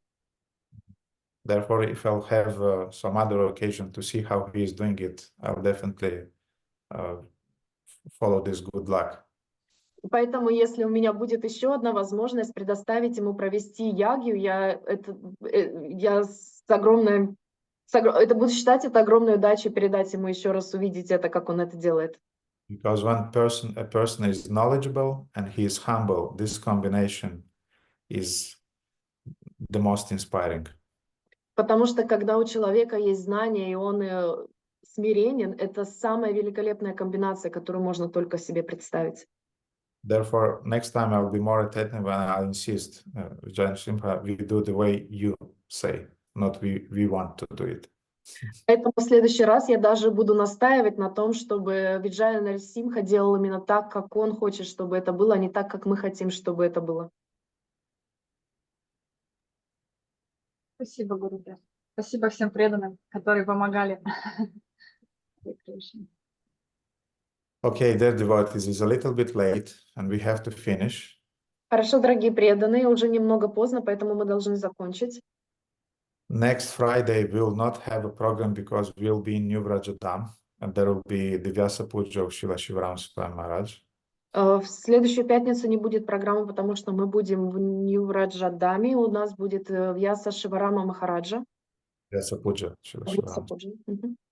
But after that we'll meet again and we'll see each other. Но после этого мы снова встретимся и увидим друг друга. I'll show you the deities and we'll finish it for today.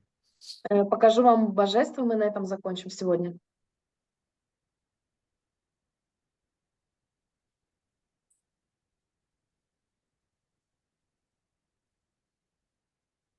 Окей,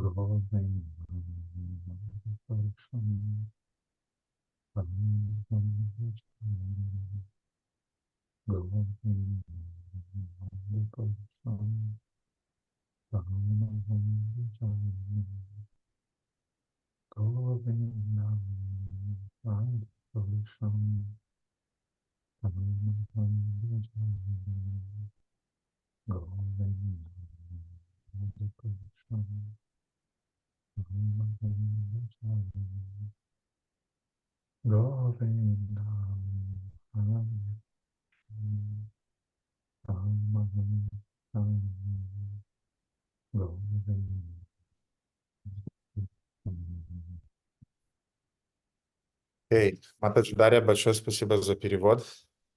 Вам спасибо. Ваши лекции просто нектар, после них жить хочется. Очень благодарен вам. Okay, then thank you everybody and see you in 2 weeks. Спасибо всем большое. Увидимся через 2 недели. And all the best in your devotional service and your sadhanas. Самого наилучшего вам в ваших служениях и в вашей садане. Shri Radha Madan Mohan ki jai, Srila Prabhupada ki jai, Srila Shivaram Swami Maharaj ki jai, Nitai Gaur Premanande, Hare Krishna. Харе Кришна. Спасибо огромное, Гуридев. Огромное спасибо за лекцию. Спасибо еще раз. Hare Krishna, Prabhupada. Очень рад. Харе Кришна. Hare Krishna. Hare Hare Krishna, Gurudev. Hare Krishna. Hare Krishna, thank you so much. Amazing class, thank you. He will have to tell us what exactly we should do. Vijaya Nrsimha was the most simple-hearted, the most kind, and the most humble Brahmana who conducts yagya I saw ever. Виджая Нарисимха Прабху был самым смиренным, добросердечным и простым, смиренным Прабху, которого я видел, который когда-либо проводил ягью. Therefore, if I'll have some other occasion to see how he is doing it, I'll definitely follow this good luck.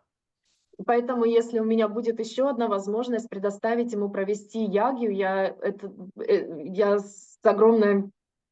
буду считать это огромной удачей передать ему еще раз увидеть это, как он это делает. Because a person is knowledgeable and he is humble, this combination is the most inspiring. Потому что когда у человека есть знания и он смиренен, это самая великолепная комбинация, которую можно только себе представить. Therefore, next time I'll be more attentive and I'll insist, Vijaya Nrsimha, we do the way you say, not we want to do it. Поэтому в следующий раз я даже буду настаивать на том, чтобы Виджая Нарисимха делал именно так, как он хочет, чтобы это было, а не так, как мы хотим, чтобы это было. Спасибо, Гурудев. Спасибо всем преданным, которые помогали. Okay, dear devotees, it's a little bit late and we have to finish. Хорошо, дорогие преданные, уже немного поздно, поэтому мы должны закончить. Next Friday we will not have a program because we'll be in New Vrajadam and there will be the Vyasa Puja of Srila Shivaram Swami Maharaj. В следующую пятницу не будет программы, потому что мы будем в Нью-Враджадаме, у нас будет Вьяса Шиварама Махараджа. Vyasa Puja, Srila Vyasa Shivaram. Puja. But after that we'll meet again and we'll see each other. Но on после the- этого мы снова встретимся и увидим друг друга. I'll show you the deities and we'll finish it for today. Покажу вам божество, мы на этом закончим сегодня.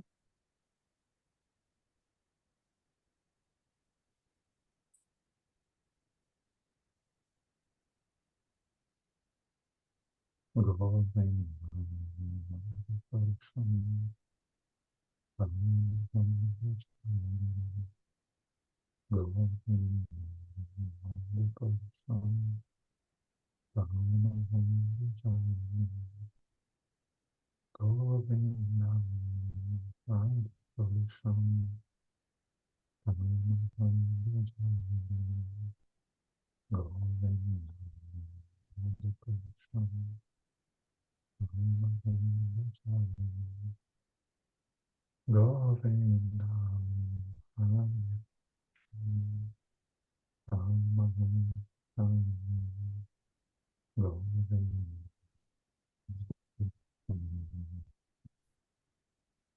Окей, Матаджи Дарья, большое спасибо за перевод. Вам спасибо. Ваши лекции просто нектар, после них жить хочется. Очень благодарен вам. Okay, then thank you everybody and see you in 2 weeks. Спасибо всем большое. Увидимся через 2 недели. And all the best in your devotional service and your sadhanas. Самого наилучшего вам в ваших служениях и в вашей садхане. Shri Radha Madan Mohan ki jai, Srila Prabhupada ki jai, Srila Shivaram Swami Maharaj ki jai, Nitai Gaur Premanande, Hare Krishna. Харе Кришна. Спасибо огромное, Гуридев. Огромное спасибо за лекцию. Спасибо еще раз. Hare Krishna Prabhu. Очень рад. Харе Кришна. Hare Krishna. Hare Krishna, Gurudev. Hare Krishna. Hare Krishna, thank you so much. Amazing class, thank you.